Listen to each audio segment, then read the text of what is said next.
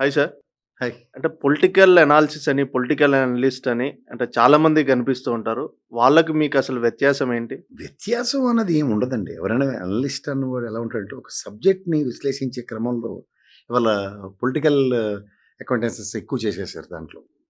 ఇప్పుడు కొంతమందిని విషయం ఖచ్చితంగా మాట్లాడుతున్నాం అనుకోండి. ఇప్పుడు మీకు నచ్చకపోతే ప్రొఫెసర్ నాగేశ్వరరావు గారు ఉన్నారు. నేను యాక్చువల్‌గా స్ఫూర్తి పొందింది ప్రొఫెసర్ నాగేశ్వరరావు గారు, తెలకపల్లి రవి గారు, తర్వాత పెంటపాటి పుల్లారావు గారు ఇలాంటి వాళ్ళని చూసి నేను తెలకపల్లి రవి గారిలో ఏంటంటే ఒక అగ్రెసివ్ నోట్ ఉంటుంది. ఆయన సడన్‌గా రేరెస్ట్‌గా బయటకు తీస్తాడు ఆయన. సాధారణంగా ప్రెషర్ అగ్రెషన్ అన్నది ఉండదు.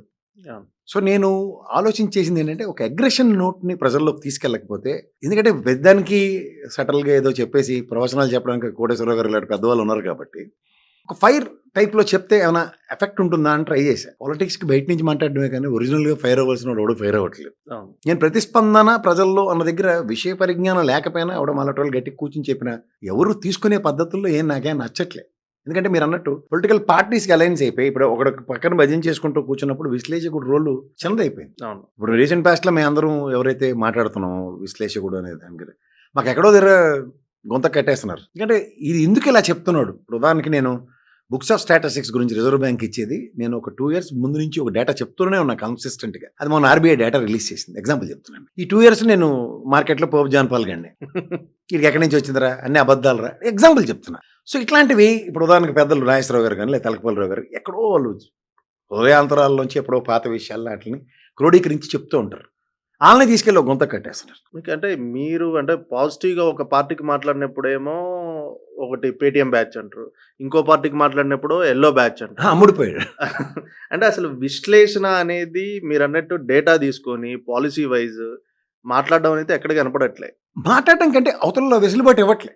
ఇప్పుడు ఉదాహరణకి కొన్ని ఛానల్స్ ఉంటాయి. టీమప్ అయిపోతున్నారు. హ్మ్. అందులో ఏంటి జనసేన, బీజేపీ, తెలుగుదేశం కూర్చుని ఉంటారు. ఎగ్జాంపుల్. అవును. ఇంగా మనం వెళ్ళాం విశ్లేషకుడుగా. 3 వాయిసెస్ వర్సెస్ 1 వాయిస్. ఉదాహరణకి వైఎస్ఆర్‌సీపీ వాడు కూడా పక్కన ఉంటాడు. ఇందులో వీళ్ళకి 190 మందికి విషయ పరిజ్ఞానం కొంచెం తక్కువే.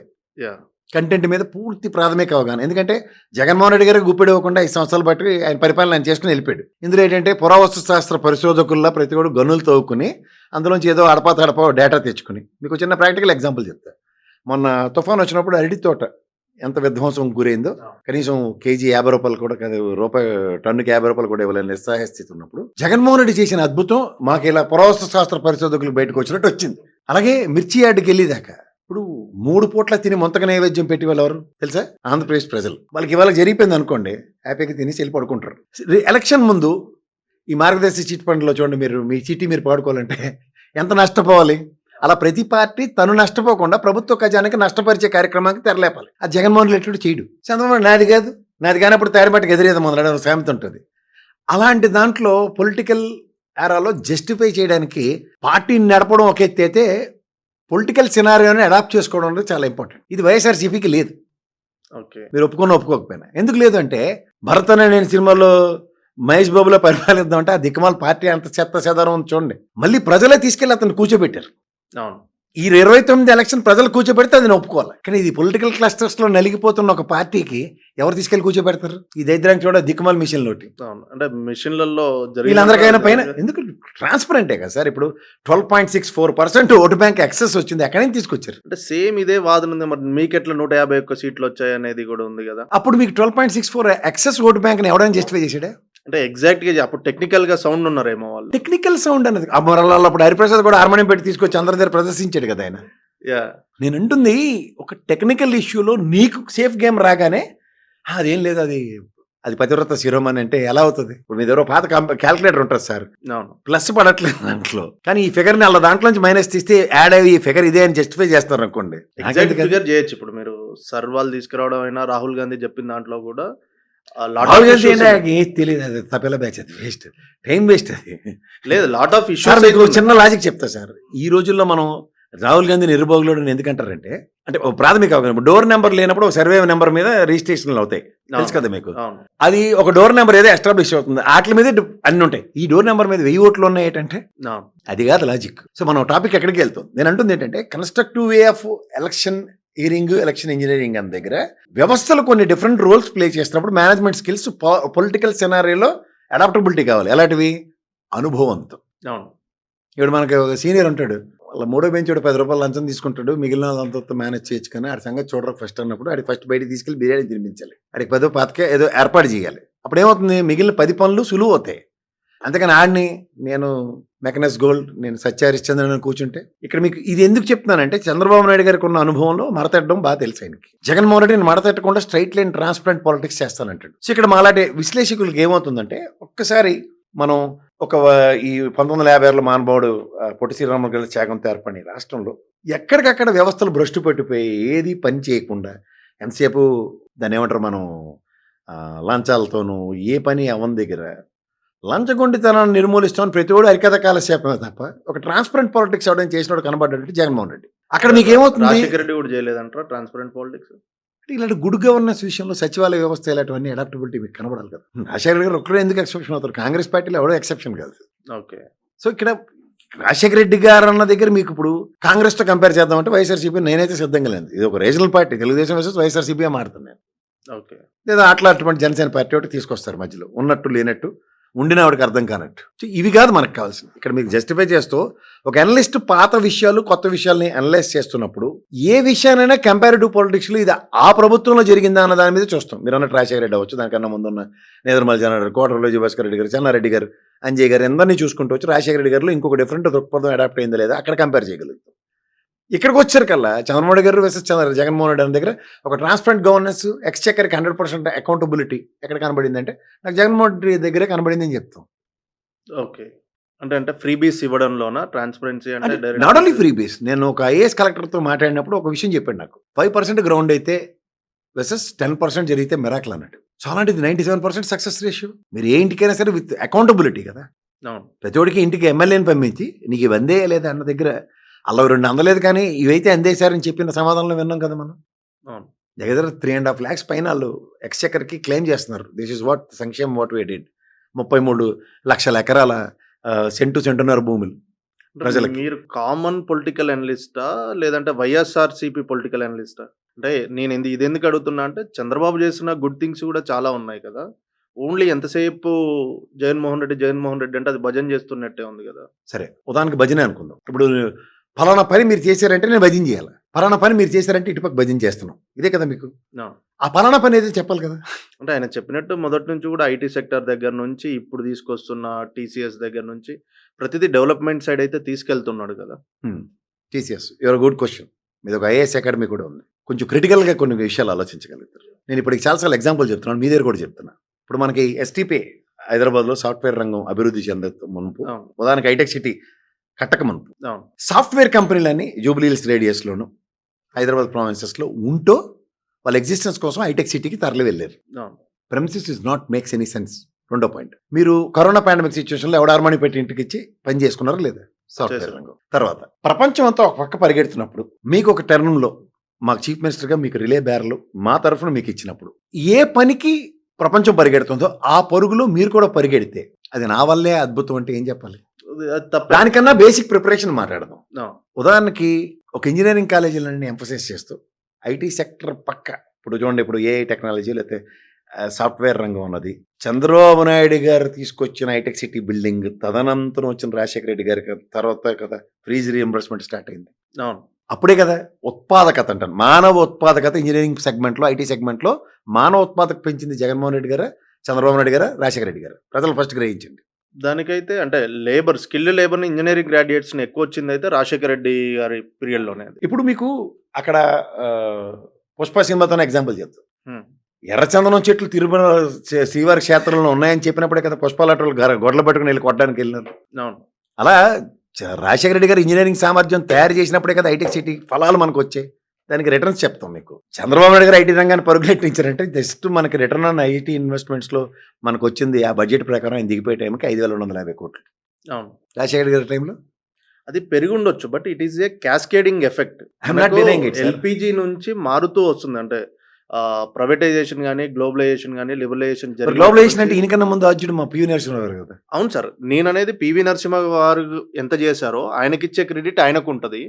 అదే విధంగా చంద్రబాబు నాయుడు గారు చేసిన టైంలో కూడా ఆయనకిచ్చే క్రెడిట్ ఆయనకు ఉంటది కదా. నేను ఐఎమ్ నాట్ కాంట్రడిక్టింగ్ ఇట్. ఇప్పుడు మీరు అవి ఎప్పుడు కంపేర్ చేయవలసి వస్తుందంటే, మీరు ఎప్పుడైతే గ్రౌండ్ పునాది వేసారు అనుకుందాం, లేకపోతే ఒక కాలువ దవ్వారు ఇటు పక్క, అవును. కాలువలోకి నీళ్లు మొత్తం రాష్ట్రం అంతా పారిలే చేసినాడు మొగాడవుతాడా, కాలువ చదివితే నీళ్ళు వస్తాయని చెప్పినాడు మొగాడవుతారా చెప్పండి. నా దృష్టిలో ఇద్దరు అవుతారు సార్. నేను I'm not again I'm saying that పునాది ఎప్పుడైనా పడినప్పుడు దానికి మొత్తం కాలువలు మొత్తం రాష్ట్రం అంతా కట్టి దానికి మానవ శక్తిని ఇంపోజ్ చేస్తూ దాంతో ఫలాలు రాష్ట్రానికి అందేవాడు నా దృష్టిలో రియల్ హీరో. అంటే మీరు ఇప్పుడు మీకు సినిమాలో ఒక చిన్న ఎగ్జాంపుల్ ఆర్కిటెక్ట్ హీరో అవుతాడు, సుతారి దాన్ని కట్టిన కన్స్ట్రక్టర్ లేదంటే కాంట్రాక్టర్ కూడా హీరోనే అవుతాడు. సరే సార్, మీకు అర్థమయ్యే భాషలో జనాలకు అర్థమయ్యే భాషలో నేను ఎక్కువ వాడుతూ ఉంటాను. మీరు RRR సినిమా చూసారా? చూశాను. అందులో అజయ్ దేవగన్ రామ్ చరణ్కి తండ్రి. అవును. అతని ఆశయ సాధనని సత్ఫలితాలు చేసినాడు వాడు రామ్ చరణ్. కానీ అతని రోల్ చాలా చిన్నది ఉంటుంది. అవును. కానీ రామ్ చరణ్కి పునాదేసింది మాత్రం అజయ్ దేవగన్. అవును. కానీ హీరో ఎలివేషన్స్ ఎవరికి వచ్చాయి? రామ్ చరణ్ గారు. The same where it is. మీరు అన్నట్టు I'm not contradicting that. Ajay Devgan role ఈ మైట్ హ్యావ్ ప్లేడ్, అవును. But it doesn't mean that అతను ప్రెజెన్స్ లో అది పెరిగిందా అంటే అతని ప్రెజెన్స్ లేదు. అజయ్ దేవగన్ ఉన్నాడా? మీరు అన్నది ఇప్పుడు చంద్రబాబు సార్ నాయుడు. ఆశయం సంకల్పం రెండు ఉంటాయి. అవును. కాదు సార్, చంద్రబాబు నాయుడు ఒక్కడే చేసిండంటే తప్పు, చంద్రబాబు నాయుడు కూడా చేశాడంటే రైట్ అని నేను యాక్సెప్ట్ చేస్తాను. That's what I'm saying. ఇక్కడ నేనే చేశానని చెప్పుకునే దానికి కాంట్రడిక్షన్ ఇది. ఇది ఒప్పుకుంటారు ఒప్పుకోరా మీరు? అది ఒప్పుకుంటాను. ఒక్కడి వల్లే కాదు, సిద్ధాంతం. అందరు సీఎంస్ కష్టపడి ఆ రకంగా చెప్తే కేసీఆర్ టైంలో ఇంకా దట్స్ వాట్ ఐఎమ్ విపరీతంగా. సేయింగ్. ఇవాళ మీకు ఒక మనం విత్తనం నాటి ముసలోడు మా తాతయ్య చచ్చిపోయాడు టెంక నాటి. కానీ టెంక నాటిన దానికి మా తాతయ్యకి క్రెడిట్ ఇస్తాను, నిజమే, ఆయన వల్ల మామిడి చెట్టు వచ్చిందని. కానీ టెంక నాటిన తర్వాత ఆయన చనిపోతే నీళ్లు పోసి నారు పోసి దానికి పెద్ద చెట్టు చేసి ఇవాళ ఫలాలు అనిపిస్తున్న వాళ్ళకి మా తాతయ్య వల్ల టెంక పాతడం వల్లనే అన్న దగ్గర ఆయనకి ఎలివేషన్ వస్తుందా? ఆహా, మీ తాత వచ్చేది నా వల్లే అంటే ప్రాబ్లం వస్తుంది. అంటే వాళ్ళు బతికిరారు కాబట్టి. ఫలాలు అందుకున్న వాళ్ళు అందరూ అరే మహానుభావుడు టెంక నాటిండు, ఈయన భూషిండంటే అని మనం చెప్పుకోవాలి. మీరు అన్నది కరెక్టే. నేను ఇక్కడ మీకు జస్ట్ చంద్రబాబు నాయుడు గారి విషయంలో ప్రాక్టికల్ ఎగ్జాంపుల్ అయితే Ajay Devgan and RRR. But where it comes to execution అన్న దగ్గర రామ్ చరణ్. మెయిన్ అంటే చంద్రబాబు నాయుడు గారిని కూడా బాగా నెగిటివ్ గా చూసేది ఏంటంటే ఆయనే చెప్పుకోవడం వల్ల వచ్చిన ప్రాబ్లం అది స్వయంకృత అపరాధం. అయ్యి అంటే ఆ ఫలాలు పొందిన వాళ్ళు చెప్తే బానే ఉండేది. అలా కోతులు పట్టుకుని వెళ్ళారు కదా సార్ 1,00,000 మంది ఆయన జైల్లో పెట్టినప్పుడు. జ్ఞాపకం ఉందా మీకు? అలాగే ఉంటాయి ఆ ఫలాలు ఎవరికి రుచించకుండా. లేదు సార్, ఆ రకంగా చూస్తే ఇప్పుడు మైక్రోసాఫ్ట్ రావడానికి కానీ ISB రావడానికి కానీ ఆయన చేసిన కృషి అయితే చాలా ఉంది. ఆ టీం మళ్ళీ ISB టీం. ఇప్పుడు జాగ్రత్తగా వెనక్కి వెళ్దాం, ముందుకెళ్దాం. ఒక క్యాపిటలిస్ట్ నేచర్లో ఒక పారలల్ సెక్టర్ని డెవలప్ చేయడానికే చంద్రబాబు నాయుడు గారు కనబడ్డారా, లేదంటే ఒక స్వతంత్ర ప్రతిపత్తి కలిగిన ప్రభుత్వ రంగ సంస్థల్ని ఎన్హాన్స్ చేయడానికి ఉపయోగపడ్డాయి? Capitalist side please. సో ఇక్కడ ISB అన్న దగ్గర ఉదాహరణకి మనకు ఉస్మానియా క్యాంపస్లో MBA స్టాండర్డ్స్ని ఎన్హాన్స్ చేయడానికి, అయితే మన ఆంధ్రప్రదేశ్ ప్రైడ్గా ఉండే సెంట్రల్ యూనివర్సిటీ నాలటోలు చదువుకున్న యూనివర్సిటీలో MBAని ఎన్హాన్స్ చేయడానికి, లేదా ఇక్కడ ఉన్న కాకతీయ యూనివర్సిటీలో వీటిల్లో లేదా ఆంధ్ర యూనివర్సిటీలో ఉన్న MBAలకి ఎంఫసైజ్ చేయడానికి ఉంటుందా? వీళ్ళకి పోటీగా చూడండి, వాళ్ళ చేష్టలలో ఉంటాయంటే మన గీతం కాలేజీ మా గోల్స్పాటి గారు చనిపోయిన తర్వాత పేరు పెట్టుకున్న భరత్ గారు ఇప్పుడు MP గారు ఏం చెప్తున్నాడు? ఆంధ్ర యూనివర్సిటీ స్టాండర్డ్స్తో కంపేర్ చేస్తాడు గీతం కాలేజీని. లెగసీ ఆఫ్ ఆంధ్ర యూనివర్సిటీ ఎక్కడ? We are all proud products of Andhra university. మీకు అర్థమవుతుంది క్యాపిటలిస్ట్ భావాలు. క్యాపిటలిస్ట్ అంటే పెట్టుబడిదారులు లేకపోతే అసలు ఏ వ్యవస్థ లేదు కదా సార్. అలా అంటే ప్రపంచం మొత్తం కమ్యూనిస్ట్ భావాలు చెప్పిన చైనా రష్యానే ఇప్పుడు పెట్టుబడిదారి విధానంలోకి వచ్చేస్తుంది కదా మొత్తం. అక్కడ ఆ పెట్టుబడిదారీ వ్యవస్థలో వచ్చినందుకు అక్కడ ఉన్న ప్రజలు ఇబ్బంది పడట్లే కదా. ప్రజలు are living their life with royal salute మార్గంలో అనుభవిస్తున్నారు. That it comes to India. అంటే వీళ్ళదంతా ఒక క్రోనీ క్యాపిటలిజం అంటారా? Yes, that mean it accept. They are set of people, they only grow at the cost of people around. అంటే ఒక caste కే మొత్తం సంపద అంతా కేంద్రీకృతం మళ్ళీ అవ్వడానికి. క్యాస్ట్ అన్నది సెకండ్ నాన్సెన్స్. మరి ఎవరు అంటే చంద్రబాబు క్రోనీ క్యాపిటలిజం చేస్తున్న ఆ టీం ఎవరు? ఎవరైనా అవచ్చు. అది అందులో I may be A part of it, you may be part of it. But మన చుట్టూ ఉన్న వ్యవస్థను మనం మనతో పాటు తీసుకెళ్తున్నామా లేదా దాని దగ్గర మనతో పాటు ఎవరు లేరు. Their life safe. దాన్ని కంపారిటివ్ పాలిటిక్స్ లో చంద్రబాబు గారిని రాజశేఖర రెడ్డి గారిని కంపేర్ చేసుకున్నప్పుడు నేను మీకు ప్రాక్టికల్ గా అర్థమయ్యే భాషలో చెప్తాను. అపోలో హాస్పిటల్కి వెళ్ళి ట్రీట్మెంట్ తీసుకున్నా. నా రాష్ట్రంలో ప్రతి ప్రజలకి అపోలో హాస్పిటల్కి వెళ్ళి ట్రీట్మెంట్ తీసుకునే సామర్థ్యం ఇస్తున్నా. అది ఆరోగ్యశ్రీలో ప్రభుత్వ పార్ట్నర్షిప్. ఏది ప్రైవేట్ హాస్పిటల్లో నా ప్రజలు ట్రీట్మెంట్ తీసుకున్నా నేను డబ్బులు కడతాను. Where it comes to here, నేను చెప్పినోడు హాస్పిటల్కి వెళ్ళి ప్రజలు తర్వాత ఏం జరుగుతుందో అడిగి తెలియదు. The comparison is this. So మీరు క్రోనీ క్యాపిటలిజం అనండి, లేకపోతే నేను ప్రతిష్ఠించిన క్యాపిటలిస్ట్ అవనండి, వారితో ప్రజలకి ఎలాంటి ఇతిగతులు ఉన్నాయి ఆరోగ్యశ్రీలో కాలు రగరేసుకుని రూపాయి ఖర్చులే. నేను అపోలోకి మా రాజశేఖర రెడ్డి అన్న వెళ్ళి ఏ ట్రీట్మెంట్ తీసుకున్నాడో కేఎస్ ప్రసాద్ అదే తీసుకున్నాడు అని గర్వంగా చెప్తున్నాడు. మీరు గమనించారు ఎప్పుడైనా? అవును. సో భావజాలం ఎలా ఉందో ఒకసారి ఈ డిఫరెన్స్ గమనించండి. అది నిజంగా అంటే ఆరోగ్యశ్రీ అనేది చాలా చేంజ్ తీసుకొచ్చింది. Not only that, Aarogyasri change అవన్నీ నేను చెప్పట్లే. సామాన్య మానవుడికి ఆరోగ్య పరిరక్షణకి నాతో పాటు సమానంగా అన్న కాన్సెప్ట్ ఉంది దాంట్లో. అంటే ప్రతి ఒక్కరికి ఏదో government ప్రభుత్వ pay హాస్పిటల్కి చేయలేదు వెళ్ళి సార్. మీరు పని చేసుకుంటారని నేను చెప్పలేదు. దాంట్లో నాతో పాటు సమానంగా నువ్వు కూడా కార్పొరేట్ హాస్పిటల్లో కార్పొరేట్ వైద్యం అందించాడు పేద ప్రజలకు రూపాయి కష్టం లేకుండా. ఇప్పుడు అది గవర్నమెంట్ బేర్ చేసేది. క్యాపిటలిజం డెవలప్ అయ్యి ఇప్పుడు ఇలాంటి కొత్త కొత్త కంపెనీస్ ఎంఎన్సీస్ రావడం వల్ల సొంత స్వయంగా వాళ్ళ డబ్బులు వాళ్ళు పెట్టి ఇన్సూరెన్స్లు పెట్టుకొని వెళ్ళగలుగుతారు కదా. మనం ఈ విధంగా పెంచితే ఎలా? సంపద కేంద్రీకృత సంపద సృష్టి అంటే ఇదే కదా. దానికి విజన్ కావాలి కదా. ఆ విజన్ ఎవరి దగ్గర ఉంది? రాజశేఖర రెడ్డి గారి దగ్గర ఉంది. ఆ విజన్ అన్న పదాన్ని చోరీ చేసిన తర్వాత చంద్రబాబు నాయుడు గారు. ఎలాగో చెప్తాను మీకు. నాతో పాటు ఎన్హాన్స్ అవ్వవలసిన సెట్ ఆఫ్ పీపుల్ ఎవరైతే ఉన్నారో అన్న దగ్గర ఇంజనీరింగ్ కాలేజీలో ఫీజు రీంబర్స్మెంట్ కాన్సెప్ట్తో ఎడ్యుకేషనల్ సిస్టమ్ అని ఫోకస్ చేసుకుంటూ ముందుకెళ్ళాడు. But where it comes to here Narayana Chaitanya China batch, అక్కడ చైనా బ్యాచ్ని డెవలప్మెంట్ చేయడానికి చంద్రబాబు నాయుడు గారి vision. But where it comes to ప్రతి కామన్ మ్యాన్ కూడా కాలు రగరేసుకుని కాలేజీకి వెళ్ళి చదువుకొచ్చి ఇంజనీరింగ్ పట్టాలు ఉన్నారు. కానీ నారాయణ చైతన్య వల్లనే చాలా మంది ఐఐటీలు, వేల మంది ఐఐటీలు తెలుగు నేల నుంచి వచ్చారంటే ఆ రెండు కాలేజీలు చాలా ఉపయోగపడ్డాయనే కదా సార్. ఐఐటి ఎంతమంది చదువుతారండి? ఐఐటీ అయితే ఇప్పుడు 20,000 సీట్ల వరకు ఉన్నాయి ఇప్పుడు దాదాపు దేశం మొత్తం మీద. దేశం మొత్తం మీద. ఇంజనీరింగ్ సీట్లు ఎన్ని ఉన్నాయి? ఇంజనీరింగ్ ఎక్కువే ఉంటాయి సార్. 3-4 lakhs 10 lakhs వరకు ఉన్న ఆశ్చర్యం. మరి దేంతో దేని కంపేర్ చేస్తున్నాం మనం? అంటే standards, I'm not talking about standards. IIT క్యాపబిలిటీతో నేను దేన్ని కంపేర్ చేయట్లేదు. Yeah. బట్ ఐఐటి క్యాపబిలిటీకి ఇప్పుడు ఇదే ప్రత్యామ్నాయం ప్రభుత్వమే తీసుకుంది అనుకోండి. Just like Jaganmohan Reddy engineering English medium concept అవును, అడాప్టబిలిటీస్ పెరిగాయి అనుకోండి. ఐఐటి ప్రొడక్ట్స్ గవర్నమెంట్ స్కూల్స్ నుంచి ఉన్నాయా లేవా? డెఫినెట్ గా వస్తాయి. ఇప్పుడు ఇక్కడ ఆర్ఎస్ ప్రవీణ్ కుమార్ గారు ఉన్నప్పుడు గురుకులాలకి ఇక్కడ నుంచి కూడా చాలా మంచి what's wrong in it? RS Praveen Kumar గురుకుల పాఠశాల నుంచి చదువుకున్న ప్రోడక్ట్. అవును అలాగే మన ఈయన జేడి లక్ష్మీనారాయణ గారు, they are not from 7th planet కదా. అవును. These are all practical limelight లో ఉన్నప్పుడు మన ప్రభుత్వ విధానం క్యాపిటలిస్ట్ భావాలతో ముందుకెళ్తుందా? మన ప్రభుత్వాన్ని పరిపాలించే సామర్థ్యం ఇచ్చిన ఏ ముఖ్యమంత్రుల వలన సమసమాజ నిర్మాణానికి నాంది పలుకుతుందా? ఇది గమనించమంటాను ప్రజలను. సో అప్పుడు ఏమవుతుంది? మనం మీరు అన్నట్టు నేను చంద్రబాబు నాయుడు గారిని దేంతో కంపేర్ చేస్తున్నావు? ఆయన చేసిన మంచి నీకు కనబట్టలేదు అంటే మీరు ఏ మంచి గురించి మాట్లాడినా దాని దగ్గర నా దగ్గర సొల్యూషన్ ప్రాస్పెక్టివ్లో ఈ పాత ప్రభుత్వంలో ఎగ్జిస్టింగ్ మీతో కాంటెంపరరీ పాలిటిక్స్ చేసిన వాళ్ళతో వచ్చిన ఆన్సర్స్కి మీ దగ్గర డీటెయిల్ ఆన్సర్ ఏదైనా అదే ప్రశ్న. అప్పుడు మేము క్రిటిసైజ్ చేస్తుంది కనబడుతుందో లేకపోతే వాళ్ళని మెచ్చి మేకతో వేయాలో మీరే చెప్పండి. అంటే మీరు ఇంతగానం ఆయన స్వార్థపరుడు, క్రోనీ క్యాపిటలిస్ట్, పెట్టుబడిదారులకి తొత్తుగా ఉన్నాడు అన్నా కూడా ఆల్మోస్ట్ 3 times సీఎం గా చేశాడు. ఇప్పుడు మళ్ళీ 4th time కూడా ఉన్నాడు. అంటే ప్రజల్లో ఆయనకు ఆ నమ్మకం ఉంది కదా. ఆయన చేసిన మంచి వల్లే కదా గెలిచేది. సార్ ఇక్కడ మీకు ఒకటి, ప్రతిదాన్ని గెలుపుకోవటం వల్ని కొలమానం కింద నేను చెప్పలేను. ప్రజాస్వామ్యం ఉన్నదే గెలుపోవటంని కోలమానంగా చూడడానికి కదా. అది కదండి, ప్రజాస్వామ్యంలో మీరు గెలిచిన తర్వాత ఏం చేశారన్నది పెద్ద ప్రశ్న.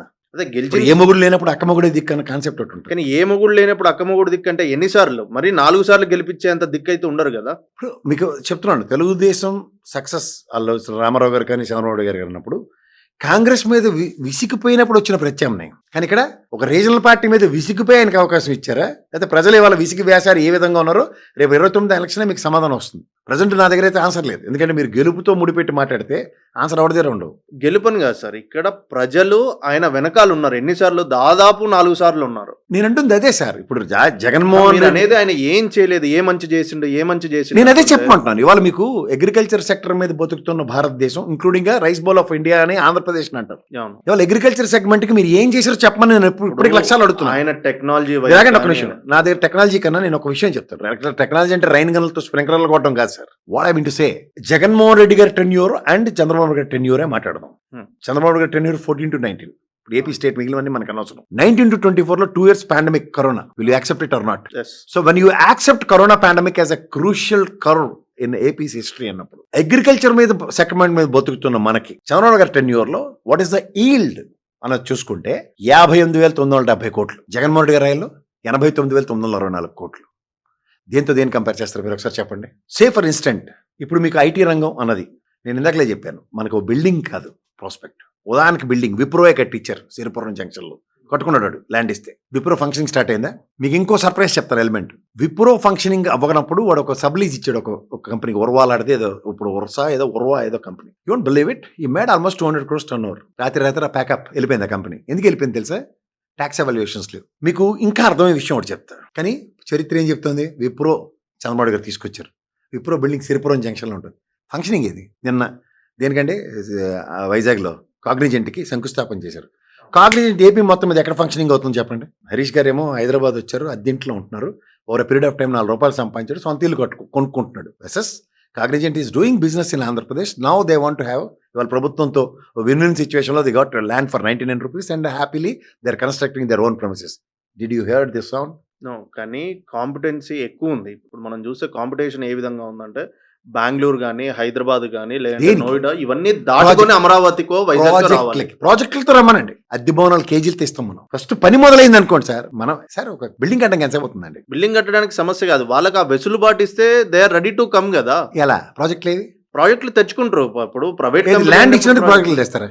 డెఫినెట్ గా వాళ్ళకి అక్కడ ఉన్న వర్క్ షాప్స్ లేదంటే వేర్ హౌస్ లో సార్ మీకు క్లారిటీ చెప్తాను నేను మీదే ఎగ్జాంపుల్ చెప్పాను. The gentlemen has come all the way from his home town. Hyderabad లో అద్దెంట్లో ఉన్నాడు. 5 years 4 years లో ఎన్హాన్స్ అవుతూ సొంత ఇల్లు కట్టుకుంటాడు. How it sounds? That is good sir. But ఇక్కడికి వస్తే ఇప్పుడు ఇనిషియల్ డెవలప్మెంట్ ఫేజ్ సార్ నేను అదే చెప్తున్నాను. ఇవాళ గవర్నమెంట్ పరంగా ఇన్ఫ్రాస్ట్రక్చర్ ఎప్పుడు ఇస్తుంది? సాఫ్ట్వేర్ రంగానికి కాలువ తవ్విన చంద్రబాబు నాయుడు గారికి కలకల్లాడుతూ జూబ్లీహిల్స్ లో ఉన్న ఐఏఎస్ ఐపీఎస్ కాలనీలో సాఫ్ట్వేర్ కంపెనీలు కనపడ్డాయి. వీళ్ళకి ఇన్ఫ్రాస్ట్రక్చర్ ప్రభుత్వ బాధ్యతగా ఇవ్వాలని హైటెక్ సిటీ కట్టారు. ఇది లేకుండా హైటెక్ సిటీ కడితే ఎవరికి ఉపయోగం? కళ్యాణ మండపాలే. అవునా కదా? కాగ్నిజెంట్ నేను ఒక ఎంఓయూ చేసుకునే వస్తుంది కదా, డైరెక్ట్ రాదు కదా కాగ్నిజెంట్. TCS తో ఎంఓయూ అనుకుందాం. కనీసం థ్యాంక్స్ అన్న నోటుకి ఎక్కడ చూసారా మీరు? Thanks for the AP government where they given with a free kind heart of ₹99 అని ఎక్కడైనా చూసారా మీరు? నేనైతే చూడలేదు. ఎవడూ చూడలేదు. అలాంటి అద్భుతాలు తెలుగుదేశంతోనే జరుగుతాయి. మీకు ఇంకో విషయం చెప్తాను. చిప్ కంపెనీలకు ఎన్ని ఇచ్చారు తెలుసా? రుషికొండ జగన్మోహన్ రెడ్డి గారి మీద లబోదిబో అంటున్నారు కదా. రుషికొండ అనుకున్న మిగిలిన 4 కొండల మీద ఎన్ని చిప్ కంపెనీలకు ఇచ్చారు తెలుసా? కాంపౌండ్ వాళ్ళు కట్టలేదు. మీరు వస్తారంటే నేను తీసుకెళ్ళి చూపిస్తాను. విప్రో ఎగ్జాంపుల్ చెప్తున్నాను ప్రాక్టికల్ గా. So when it is not happening, what for it is? It needs to happen. Lulu mall ఉంది హైదరాబాద్ కోకటిపల్లి. అదే రేవంత్ రెడ్డి గారు లేకపోతే కేసీఆర్ గారు సొంత బిల్డింగ్ కావాలి ఉండాలి నాన్న నీకు, లేకపోతే అవదని ల్యాండ్ ఏమైనా ప్రైమరీలో కోకటిపల్లిలో పోలీస్ స్టేషన్ ఎరగొట్టేసి లేకపోతే JNT ఎరగొట్టేసి వాళ్ళకి ఇచ్చారా? అనేది ఇదే sir. Hyderabad condition, Bengaluru condition is different. అమరావతిలో కొంచెం ఈజ్ ఆఫ్ డూయింగ్ బిజినెస్ పెంచుకోవాలి అంటే మీరు వైజాగ్ లో ఇచ్చారా, అమరావతిలో ఇచ్చారా? వైజాగ్ లో. మరి అమరావతి గురించి మాట్లాడతారు? అమరావతి అయినా వైజాగ్ అయినా ఒక ఆంధ్రప్రదేశ్ స్టేట్ కి కావాలి కాదు. కానీ ఇంకో మాట చెప్పండి. అమరావతిలో 34,000 ఎకరాలు ల్యాండ్ రెడీగా ఉంది. అక్కడ ఇమ్మనండి development prospect. Why they are given in Vizag Amaravati and why they opted for Vizag? Vizag ready to occupy అన్నట్టు direct city. It is not ready, why are initiated for Amaravati? మీరు చెప్పిందే నేను రెండు యాక్సెప్ట్ చేస్తా. When somebody says Vizag is వడ్డించిన విస్తరి అంటే నచ్చట్లే, కానీ మీకు మాత్రం వడ్డించిన విస్తరిలో పూరి గారి అన్ని వేసి పెట్టాలి. వేరే వాళ్ళకి పెడతానంటే మీకు కష్టంగా ఉంటుంది. అంటే చెప్పింది సడన్ గా ఒక క్యాపిటల్ డిసైడ్ అయిన దాన్ని క్యాపిటల్ అనేసరికి అలా కదా. ఎవరు డిసైడ్ చేశారు? నారాయణ డిసైడ్ చేశారు. నేను కాదు, మీరు కాదు. నారాయణ క్యాపిటల్ అది మీకు తెలుసా? లేదు, అందరు గెజెట్ లోనే ఇచ్చేసి చేసుకుంది కదా. ఎవరు గెజెట్ అండి? అసెంబ్లీలో తీర్మానం. గెజిట్ అంటే కేంద్ర ప్రభుత్వం ఇవాళ ఇది అమరావతి కింద డిక్లేర్ చేస్తూ ఇవాళకి 18-19 నెలలు అయింది కొత్త ప్రభుత్వం వచ్చి. పాత ప్రభుత్వం అంతా కలిపి 10 ఏళ్ళు అయింది. ఆల్మోస్ట్ అమరావతి సెంట్రిక్ గానే మనం అన్ని చేసుకుంటున్నాం. గెజిట్ ఎందుకు ఇవ్వట్లేదు? కొన్ని గతంలో జగన్మోహన్ రెడ్డికి అయితే ఇష్టం లేదు. మీరు చెప్పింది వింటాం సబాస్. ఇప్పుడు మీకు వచ్చిన అప్రహెన్షన్స్ ఏంటి? మన పార్లమెంట్ సెషన్ లో మొహాన్ వేసి కొట్టారు కదా. కొట్టారు తెలుసా తెలీదా? పార్లమెంట్ లో శాశ్వత రాజధాని గెజిట్ పెట్టమంటే మొహాన్ ఇచ్చి కొట్టారు పక్కెళ్ళాడుకోండి. కానీ కేంద్ర ప్రభుత్వం కూడా చెప్పింది కదా మనకి ఏమని, అమరావతి రాజధాని అని. ఎవరికి చెప్పింది? వచ్చిన ఎన్ని స్టేట్మెంట్లలో ఇచ్చినా కూడా కేంద్ర మంత్రులు చాలా మంది చెప్తూనే ఉన్నారు కదా. సరే వాళ్ళందరూ చెప్తున్నారు. ఆఖరికి నరేంద్ర మోడీ నీళ్లు మట్టి తెచ్చుకోవడం మన నోట్లోనే మొహం మీద కొట్టాడు. కానీ గజిట్ ఏది నాకు కావాల్సింది? అలా మాకు కొంతమంది జడ్జిలు చాలా బాధపడిపోతున్నారు కదా. అమరావతికి మా కూతురికి బిట్ క్వశ్చన్ ఇస్తే అమరావతి రాజధాని రాయలేక గడగడలు ఆడిపోయింది, 3 రాజధానులు రాయలే, ఇలాంటివన్నీ చెప్పారు కదా మాకు జడ్జి గారు వాళ్ళందరూ. చాలా మాకు తెలుగుదేశం గవర్నమెంట్ రాగానే ఎందుకు ఇవ్వట్లేదు సార్? అంటే మీ అనాలిసిస్ ఏంటి దానిపైన? అసలు గెజిట్ ఎందుకు ఇవ్వట్లేదు? ఇప్పుడు మనకు రాష్ట్ర విభజన మనం అడిగితే చేశారా, వాళ్ళు ఇష్టం వచ్చినట్టు చేశారు? తెలంగాణ వాళ్ళు పోరాటం చేస్తే ఇచ్చారు. ఆంధ్ర వాళ్ళు అడిగారా రాష్ట్రం కావాలని? ఆంధ్ర వాళ్ళు అడగలేదు. నేను ఆంధ్ర ప్రాస్పెక్ట్ లో మాట్లాడుతున్నాను. తెలంగాణ ఉద్యమం చేసింది రాష్ట్రం కావాలని. ఆంధ్ర వాళ్ళు అడిగారా? ఆంధ్ర వాళ్ళు అడగలేదు. విడిపోతే ఆటోమేటిక్ గా బైఫర్కేషన్ అయినప్పుడు. బైఫర్కేషన్ చేసింది ఎవరు? కాంగ్రెస్ గవర్నమెంట్. అవును. వాళ్ళకి సపోర్ట్ చేసింది ఎవరు? బీజేపీ. వాళ్ళిద్దరూ కలిపి ఒక శ్రీకృష్ణ కమిటీ అని మన మహాన్ కొట్టారు. ఏమని? 10 ఏళ్ళు ఇక్కడే ఎడవండి అంటే హైదరాబాద్ కామన్ క్యాపిటల్ అని. పెద్ద పదం కదా అది, చాలా బాగుంది కదా. ఏంటి కామన్ క్యాపిటల్ ఇచ్చారు తెలుసా? GHMCలో మనకి ఏం హక్కులు లేవు. సెక్రటరీ భవనంలో 3 బ్లాక్లో 4 బ్లాక్లో మన మొహాన పడేసి Section 8 గవర్నర్ నరసింహరావు నుండి అప్పుడు వైష్ణవ భక్తుడు, శివుడు గుడికి వెళ్ళని కన్వర్టెడ్ హిందూ బ్యాచ్ అది. సో అతను తాళాలు పెట్టి మన వాళ్ళు లబోదీపమంటే ఓటుకు నోటు కేసు 2 కోయిన్సిడెన్స్ అన్నమాట. రాత్రి తట్టబొట్ట సర్దీసి అమరావతి అని పారిపోయారు ఆ గవర్నమెంట్. ఎగ్జాంపుల్ చెప్తున్నా మీకు, ఎగ్జాంపుల్ గా ప్రాక్టికల్ గా చెప్తాను. సో ఆ టెన్యూర్ లో కృష్ణా కమిటీ వచ్చి ఏం చెప్పింది? బాబు విజయవాడ గుంటూరు పరిసర ప్రాంతాల్లో రాజధాని అని చెప్పి వెళ్ళిపోయారు. తేరి నారాయణ సొంత పెత్తనాలు ఎలగబెట్టి ఆయన తీసుకున్న నిర్ణయానికి అమరావతి రాజధాని. సో అప్పుడు ఎవరికి నచ్చుతుంది? కేంద్ర ప్రభుత్వంలో మనకి కడుపు కొట్టిన కాంగ్రెస్ బీజేపీ వాళ్ళకి ఇద్దరికి నచ్చుతుంది. అది చెప్పండి, నచ్చుతుందా నచ్చదా? నచ్చదు. ఎవరి ప్రయోజనాలు పరిరక్షించడానికి అక్కడ రాజధాని పెట్టుకుంటున్నాం అన్న కాన్సెప్ట్ లో ఎన్నోటెడ్ కామాలో మాట్లాడుతూ ఉంటారు కదా వాళ్ళు. ఆ మాట్లాడినప్పుడే కదా వీళ్ళు ధర్మ పోరాట దీక్షలు తీసి రాష్ట్రానికి అన్యాయం చేసేస్తున్నారు, రాజధాని లేని రాష్ట్రం చేశారని గొల్లెట్టి ఇప్పుడు మళ్ళీ సఖ్యతకు పోయారు. అది వేరే సంగతి. ఇది మీకు అర్థమవుతుందా? అర్థమవుతుంది. సో అక్కడి నుంచి మూలాలు పడి వాళ్ళకి మన నోట్లో మట్టి కొట్టడానికి నిశ్చయించుకున్నప్పుడు సింబాలిక్ గా మట్టి నీళ్లు తీసుకొచ్చే వాళ్ళు ఇప్పుడు అమరావతి రాజధాని కేంద్రం ఒప్పుకుందంటే ఎవరి కోసం ఉండదు. అక్కడ సెక్రటరీ అక్కడే కట్టుకున్నాం. జగన్మోహన్ రెడ్డి గారు కూడా అక్కడి నుంచి పరిపాలించారు. ఎవరైనా కాంట్రడిక్ట్ చేశారా? లేదు. ఇప్పుడు చంద్రబాబు గారు చెప్తున్నారు కదా, హైకోర్టు బెంచ్ కి కర్నూలులో విభజన హామీలో శాంక్షన్ అయి ఉంది. ఇప్పటికి ఎందుకు రావట్లే? న్యాయ రాజధాని కింద హైకోర్టు బెంచ్ వస్తే రాయలసీమ ప్రాంతంలో కొంచెం కేసెస్ డెన్సిటీ తగ్గితే అక్కడికి వెళ్తారని. అది ఆ మాట అంటే తప్పు వచ్చింది. మరి ముంబై ఉంది సార్, మళ్ళీ అన్నమాట ఏమంటారు సార్ దాన్ని? ఫైనాన్షియల్ క్యాపిటల్ ఆఫ్ ఇండియా అంటావాను. అంటే నిర్మలా సీతారామన్ అక్కడ కూర్చుని బడ్జెట్ చదువుతుంది ఆవిడ, లేదా ఆర్బీఐ గవర్నర్ ఆడికి వెళ్ళి ఏదైనా నేను ఇక్కడి నుంచే చేస్తాను కానీ ఇంకెక్కడి నుంచి చేయనని చెప్తుంటాడు. The most happening place in financial segment లో ₹4 ఎక్కువ రెవెన్యూ వచ్చేది. గ్రేటర్ హైదరాబాద్ రెవెన్యూ జనరేషన్లో ఎక్కువ ఉంది. అలాగే ముంబైని దేశవ్యాప్తంగా ఎక్కువ డబ్బులు అక్కడి నుంచి వస్తాయి కాబట్టి ఫైనాన్షియల్ క్యాపిటల్. అలాంటి పోర్ట్ సిటీ అంటే చెన్నై కూడా ఉంది కదా సార్, లేదా కలకట్ట కూడా ఉంది. ఇట్లన్నిటిని ఎందుకను అంటే మంచికో చెడుకో అమరావతి అనేది ఒకటి డిసైడ్ అయినాం కదా, ఇంకా దాన్ని డెవలప్ చేసుకుంటూ వెళ్తే మంచిది కదా. ఏం రోజులు ఇప్పుడు మిమ్మల్ని వెళ్ళి అక్కడ స్టూడియో పెడతామని కాదంటే ప్రభుత్వం ఏమైనా ఏం ప్రభుత్వ రంగ సంస్థ ఇప్పుడు ఆర్బీఐ వాళ్ళకి ల్యాండ్ ఇచ్చింది కదా, ఆర్బీఐ అమరావతిలో ఎందుకు కట్టట్లే? మొన్న ఎంత నిర్మలా సీతారామన్ గారు వచ్చి 10-15 బ్యాంకులకు నానా ఆడవాడు చేసి శంకుస్థాపన కొబ్బరికాయలు కొట్టి వెళ్ళింది కదా ఆవిడ. మరి ఆర్బీఐకి ఎందుకు రేపటి నుంచి కన్స్ట్రక్షన్ చేయండి అని చెప్పలేదు? ఆంధ్రప్రదేశ్ రాష్ట్రంలో ఆర్బీఐ ఎక్కడ ఉంది? అదే అందరూ ప్రయత్నం. ఇప్పుడు 5 ఏళ్ళు ఎవరు ప్రయత్నం? ఎవరు ఆపాడు? ఆర్బీఐ పెడతానంటే జగన్మోహన్ రెడ్డి అమరావతిలో ల్యాండ్ ఉన్నానని చెప్పాడా? చెప్పండి మీరు నేను కదా తప్పేలా ఛానల్లో కాదు, మనం జనరల్ గా మాడతాం. మీరు ఎక్కడైనా మీరు చదువుకున్న వాళ్ళు, నేను చదువుతున్న వాళ్ళని, ఏ రోజైనా జగన్మోహన్ రెడ్డి ఆర్బీఐ ఫంక్షనింగ్ హైదరాబాద్ లో ఆంధ్రప్రదేశ్ లో స్టార్ట్ చేస్తానంటే ఆపాడా? అంటే మనం వెళ్ళి చంద్రబాబు గారు ఆపారా? మనం వెళ్ళి రిప్రజెంటేషన్ ఇస్తేనే కదా అక్కడ నుంచి. వాట్ ఈస్ ద రిప్రజెంటేషన్ అండి? It is their basic duty to provide RBI for the respective state. CM గానీ ఇక్కడ ల్యాండ్ ఉంది, మాకు అవసరాలు ఉన్నాయని వాళ్ళ దగ్గరికి వెళ్ళి అప్రోచ్. 4,47,000 ఎకరాలు ఉన్నదండి ఆంధ్రప్రదేశ్ ప్రభుత్వ హాయంలో ల్యాండ్. ఎడనే ఇస్తారు వాళ్ళు. నేను అమరావతిలో పెట్టాను. అమరావతిలో ఫస్ట్ చంద్రబాబు గారు గవర్నమెంట్ లో ఇచ్చారు ఆర్బీఐకి ల్యాండ్. మరి ఆడ ఎప్పుడు ఎందుకు ఒప్పుకున్నాడు? ఇప్పుడు ఎందుకు పెట్టట్లే? ఇవి కదా ప్రభుత్వ రంగ సంస్థలు. మిలిటరీ వాళ్ళకి ల్యాండ్ ఇచ్చారు, డిఫెన్స్ వాళ్ళకి 4-5 ఇచ్చారు. వాళ్ళ ఫంక్షనింగ్ ఎవరితో? కేంద్ర ప్రభుత్వంతో. వాళ్ళ కొయిలేషన్ గవర్నమెంటే కదా వెళ్ళి వాళ్ళని అనుసంధానించుకుని అక్కడ ఫంక్షనింగ్ స్టార్ట్ చేయమంటారా? అల్లాడు విట్ కాలేజ్ వాడిని తీసుకొస్తాను, వాళ్ళ తాతయ్యని తీసుకొస్తాను, మాకేంది సార్? మళ్ళీ క్యాపిటలిజమే కదా. కాకపోతే విట్ కాలేజ్ రావడం కూడా అది గుడ్ థింగ్ సార్. మీకు మళ్ళీ చెప్తున్నాను, విట్ కాలేజీలో ఫ్రీ సీట్స్ ఉచితంగా చదివిస్తున్నారంటే మీరు నేను ప్రభుత్వం ఇట్స్ వెరీ గుడ్ ఇనిషియేటివ్ అంటారు. కానీ వాళ్ళకి ఏం ఫ్రీగా ల్యాండ్ ఏమి ఇవ్వట్లేదు కదా విట్ కాలేజీకి కానీ SRM కానీ. ఎంతకి ఇచ్చారు అంటే ఎగ్జాక్ట్ నేను చూడలేదు పేపర్స్ అయితే. ఇప్పుడు ఏ రేట్కి ఇస్తున్నారు? నేను 99 రూపీసే కదా, బటర్ రేటే కదా. అన్ని 99 రూపీస్కే ఇస్తున్నారా? మరి ఇప్పుడు దాకా so far whatever they given is 99 rupees. చిన్న అంటే కొత్త భూమ్ అవుతుంది కాబట్టి అది బానే ఉంటుంది కదా. ఏం భూమ్ అవుతుంది అంటే కాలేజీలు ఆర్బీఐకి ఫ్రీగా ల్యాండ్ ఇచ్చాను. ఆర్బీఐ డబ్బులు తీసుకుని ఇచ్చారు తెలుసు కదా. డిఫెన్స్ వాళ్ళకి డబ్బులు తీసుకుని ఇచ్చారు 50 లక్షలు 70 లక్షలు చొప్పున ఎక్కడ. వేరు గోయింగ్ క్యాపిటలిస్ట్ అనగానే ఫ్రీ, ప్రభుత్వ రంగ సంస్థలు అనగానే క్యాష్. అంటే అసలు ఏం జరుగుతుంది మరి అమరావతిలో? అంటే ఏం జరగట్లేదా అక్కడ? మరి ఎందుకు అన్ని ల్యాండ్లు తీసుకుని అక్కడే ఎందుకు మరి వీళ్ళు కూడా మంకుపట్టు పడుతున్నారు? మీ ఇల్లు ఎక్కడ ఉందండి? ఇక్కడ హైదరాబాద్ లో ఉన్నాయి. అదే అక్కడ ఒక ఏరియాలో ఉంది. మీ అబ్బాయికి ఇల్లు కొనాలంటే ఇంటి పక్కన కొంటారా లేకపోతే మాదాపూర్ అవతలు తీసుకెళ్ళుకుంటారు? దగ్గరలో ఎక్కడ ఉంటే అక్కడ. అదే పని. ఎవడ ఆస్తి అక్కడ ఉందో దాని చుట్టూ ఏర్పరచుకోవడానికి, సామ్రాజ్యాలు విస్తరించుకోవడానికి ప్రయత్నిస్తారు. దానివల్ల ఏ గ్రోత్ ఉండదు కదా. ఇప్పుడు మనకు కూడా ఇప్పుడు నా ఇల్లు మాదాపూర్ పక్కన ఇంకెక్కడో ఉంటే హ్యాపెనింగ్ అవుతుంటూనే నా రేట్లు పెరుగుతాయి. అలాంటిది ఏం పెరగకుంటే ఇది నాశనం అవుతుందంటే మంత్రులు కూడా ఎందుకు చేస్తారు? ఇప్పుడు నారాయణ గారు మంచి క్యాపిటలిస్ట్. అదే ఇప్పుడు దాని ప్రకారం అయినా అక్కడ గ్రోత్ కనపడింది కాబట్టి అక్కడ పెట్టుండొచ్చు కదా. ఏం గ్రోత్ కనపడింది? క్యాపిటలిస్ట్ అన్నారు, ఆయనకి ఏం గ్రోత్ కనపడిందో తెలియదు. ఆయనకి కనపడింది, నాకు కనపడాలి, మీకు కనపడాలి, మొత్తం రాష్ట్రంలో 6 కోట్ల ప్రజలకు కనపడాలి. కనబడిందా? అంటే అందరికి తెలుగుదేశంలో ఉన్న ఎవరికి కూడా చంద్రబాబు నాయుడు గారితో సహా ఎవరికి కనపడలేదా అక్కడ అమరావతిలో ఏ గ్రోత్ ఉండదు అనుకుంటున్నారు? నేను గ్రోత్ గురించి అంటే గ్రోత్ చేయవలసింది ఎవరు అంటున్నాను. ఇప్పుడు విట్టుడు కాలేజ్ పెడతానని వచ్చాడు, ఎవరన్నా మీరు నేను ఆపామా? లేదు. అది ఎలా కట్టుకున్నాడు?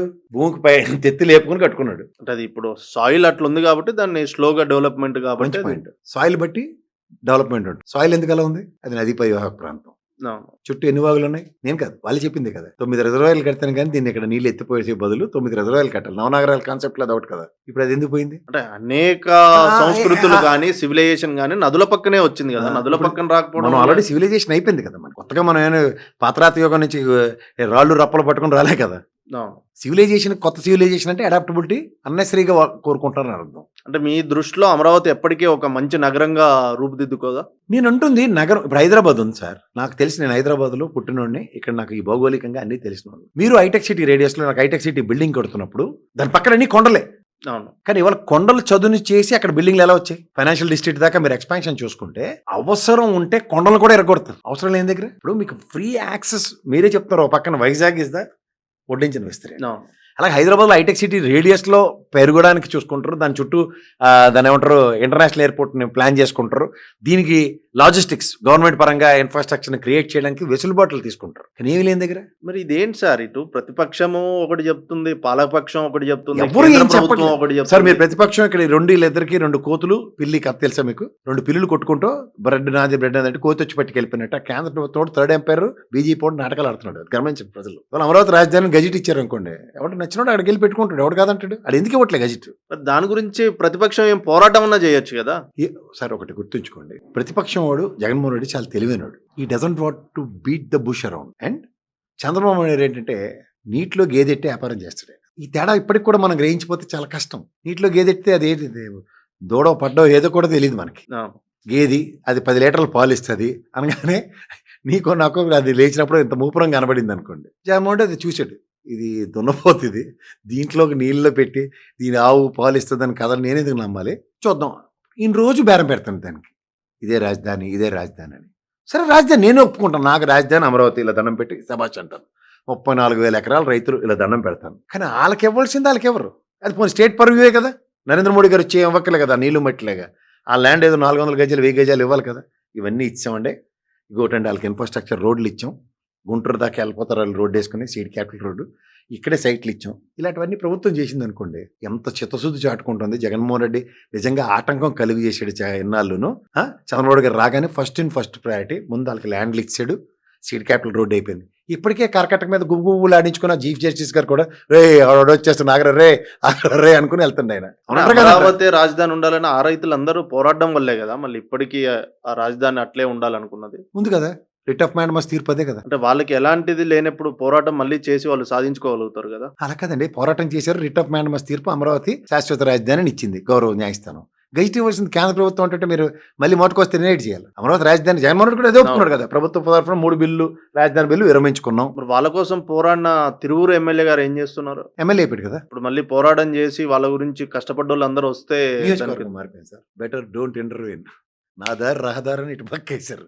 తిరువురు ఇబ్రహీంపట్నం లెఫ్ట్కి వెళ్తేనే కదా తిరువురు వస్తుంది. అవును, ఇటు పక్క వస్తే అమరావతి వస్తుంది. అంటే అమరావతి కోసం పోరాడిన వాళ్ళు చాలా మంది ఉన్నారు కదా, వాళ్ళు ఎవరు మళ్ళీ ఇప్పుడు కనపడట్లేదు. వాళ్ళు చేగదనులు పదవులు పందారం పెట్టుకున్న వాళ్ళు ఉన్నారు. తల్లగొడ్డాడు మెల్లగొడ్డాడు పదవులు వచ్చాయి. అంటే అమరావతిని అట్లా అనాథగా అందరూ వదిలేద్దామని చూస్తున్నారు. ఎవరు వదులుతారు? అనాథ మాత్రం కాదు.